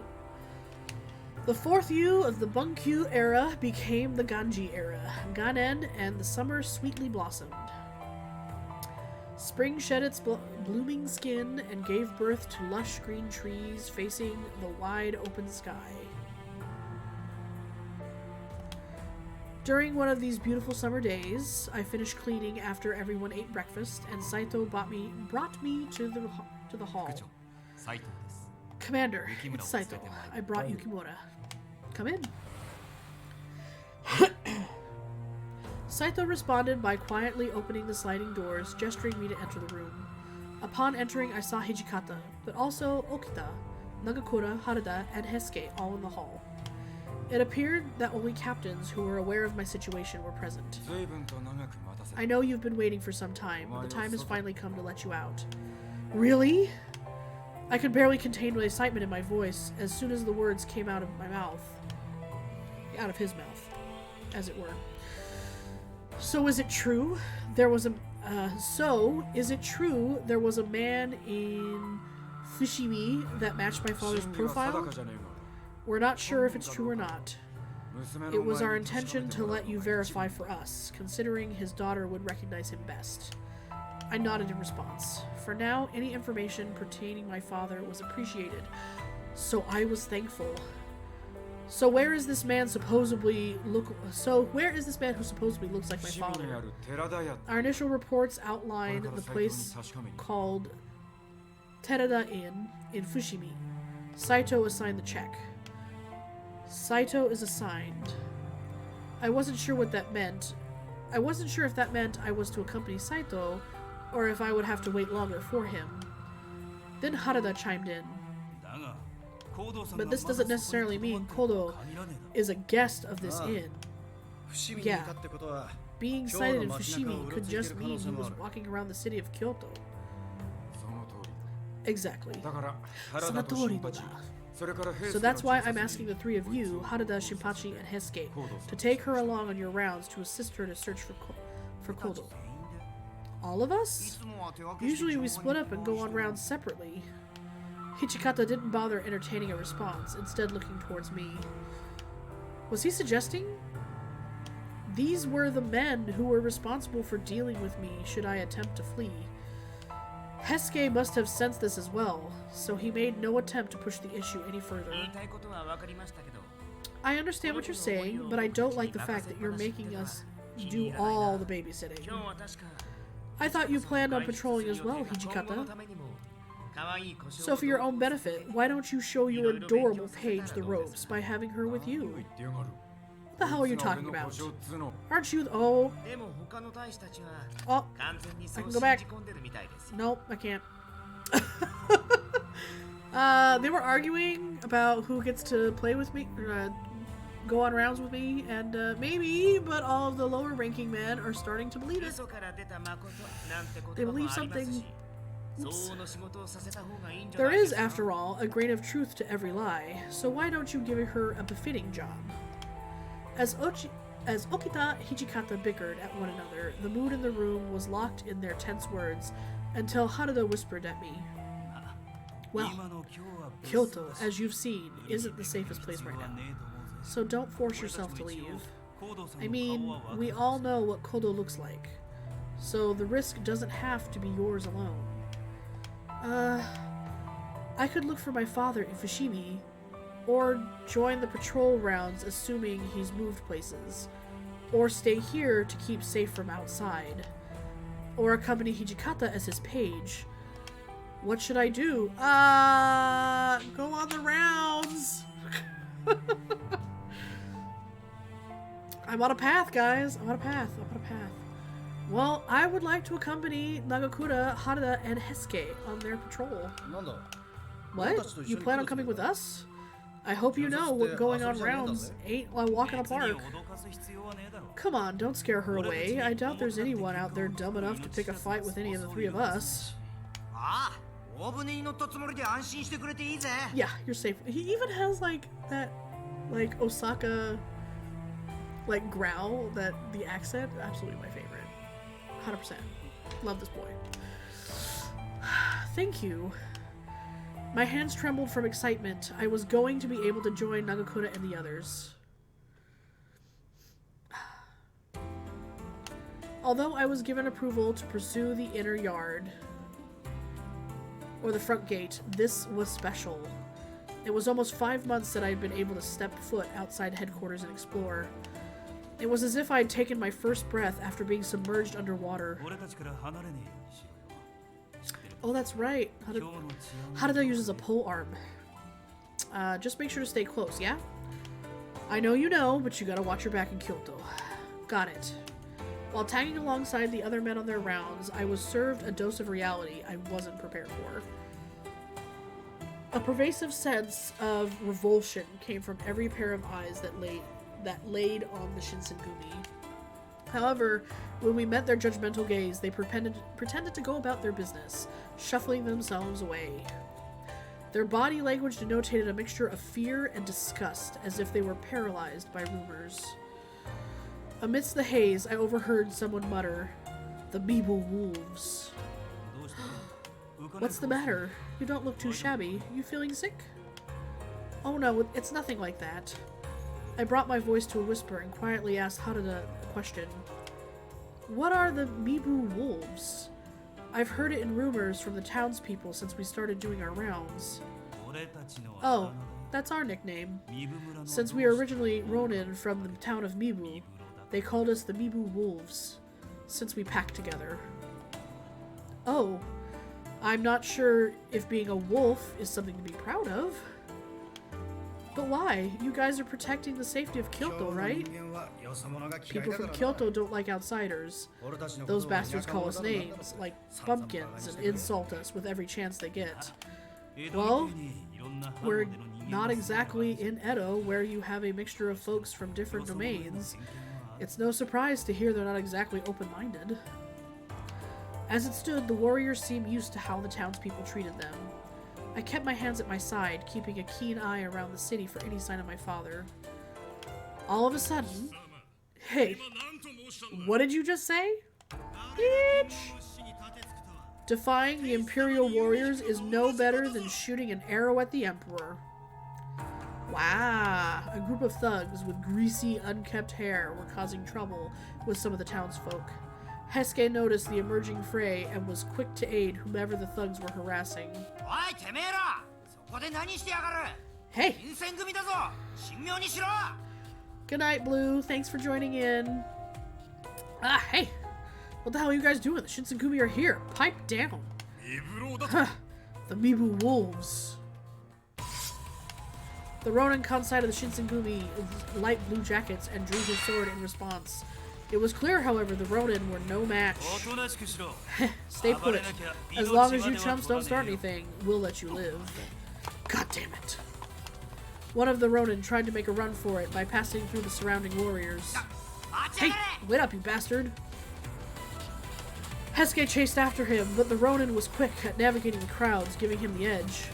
I didn't think there was any chance of catching him, but then, appearing out of nowhere... Just where do you think you're going? If you didn't do anything suspicious, there's no need for you to run. A mysterious samurai appeared, grabbing the Ronin's shoulders and stopping him in his tracks. Get out of my way! Grunt! The Ronin threw a punch at the samurai, landing in his face. Ha! Who do you think you are? You're just a 2-bit punk. Stay out of this. The Ronin roared with a smug laughter.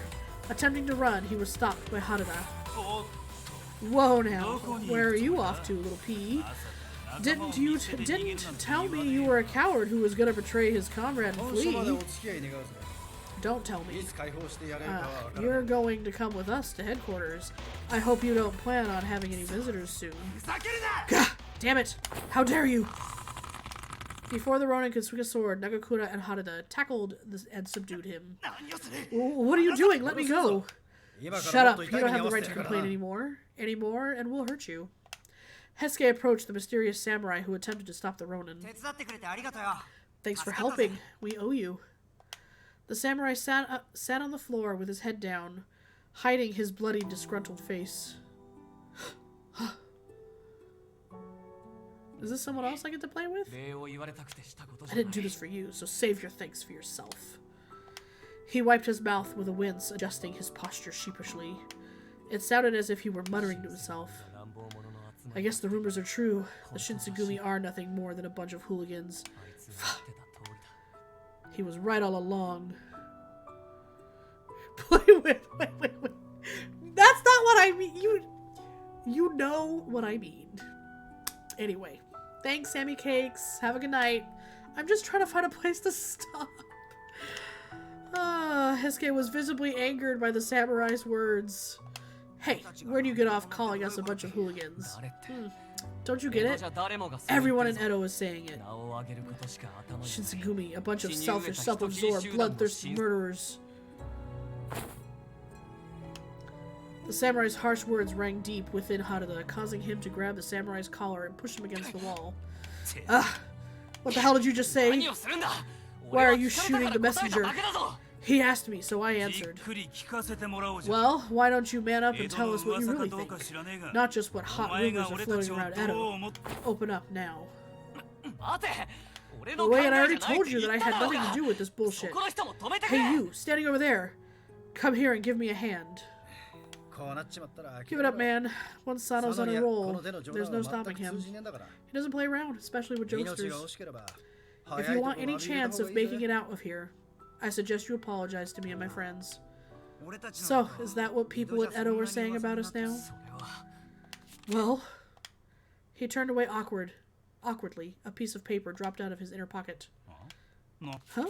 What's this? Harada reached down to pick up the piece of paper and the samurai's eyes widened in panic. Wait, don't touch that. The samurai's hand raced down to grab the paper, but Nagakura and Hesuke were faster than him. Who's there? Unhand me! What do you think you're doing? Wait. With the two men holding him down, the samurai's desperate attempts to break free of their grasp were hopeless. They were far too strong. We should be asking you the same thing. Why are you acting so suspiciously? Shut up, you bunch of hooligans. Haruda grabbed the piece of paper and examined it, as Nagakura and Hesuke argued with the samurai. His face wore a deeply concerned expression. I wasn't able to catch a glimpse myself. My heart pounded. Was it a lead from my father? Did it describe the plot against the Shinsengumi? Suddenly, Haruda looked up to question him. Alright, where did you get this drawing? Haruda's tone of voice shifted, as if the two were locked in a duel to the death. Huh? What's going on? Nagakura could sense something was off with Haruda. Haruda handed the piece of paper to Nagakura without speaking a word. Nagakura examined it for a second before passing it to Hesuke, who both snapped into alertness. None of you know who you're dealing with. You won't get away with this. I'm a samurai. We don't care. You're going to answer us right now. The conversation shifted into an interrogation, one party in full control and demanding answers. The samurai glared intensely at the captains, but his words did not match his intensity. An acquaintance from Edo gave it to me. Who is this acquaintance? What gives you the right to question me? This is none of your business. That's nice, but we're the ones who decide whether or not it's our business. Just kindly answer the questions, and no one gets hurt. Haruda was clearly growing frustrated with the samurai's lack of cooperation. It was clear the samurai had nowhere to run, so he gave in, hoping to let it go. Okay, it's an apprentice of an artist in Edo. I don't have anything else I can tell you. So, did this apprentice give you this drawing, or did they sell it to someone looking for it? It wasn't for sale. I begged them for it, and they gave it to me. That's it. Is this the only copy of this drawing? Are there more of these in circulation? I have no idea about that, but as far as I know, this is the only one. I see.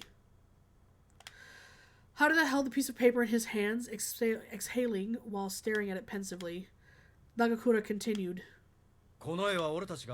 Here's what's going to happen. We're going to take the drawings to headquarters, along with you. What do you mean? Why do I have to go with you? The desperation in his voice was palpable, but Nagakura and Haruda gave him no chance to leave. Stop complaining. You're going to tell us your name, finally? The samurai fired a glance at Haruda so sharp it could have cut, but he finally relented.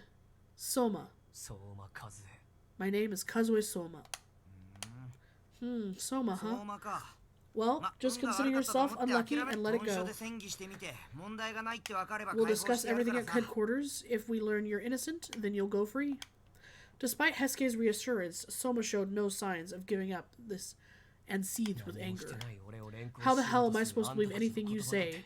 You're taking me away without any proof of wrongdoing. Give us a chance to resolve things peacefully at least. Stop your complaining. Hesuke seemed to be acting genuinely towards Soma. I was surprised they didn't do anything worse. So, we apprehended Soma, along with the Ronin from earlier, and returned to headquarters. I was still curious about what had happened, what was on the drawing of the piece of paper. Perhaps it's best I don't know. The men keep to themselves quietly on our walk.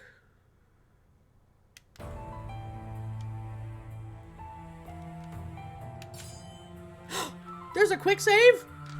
Okay. Alright. I am going to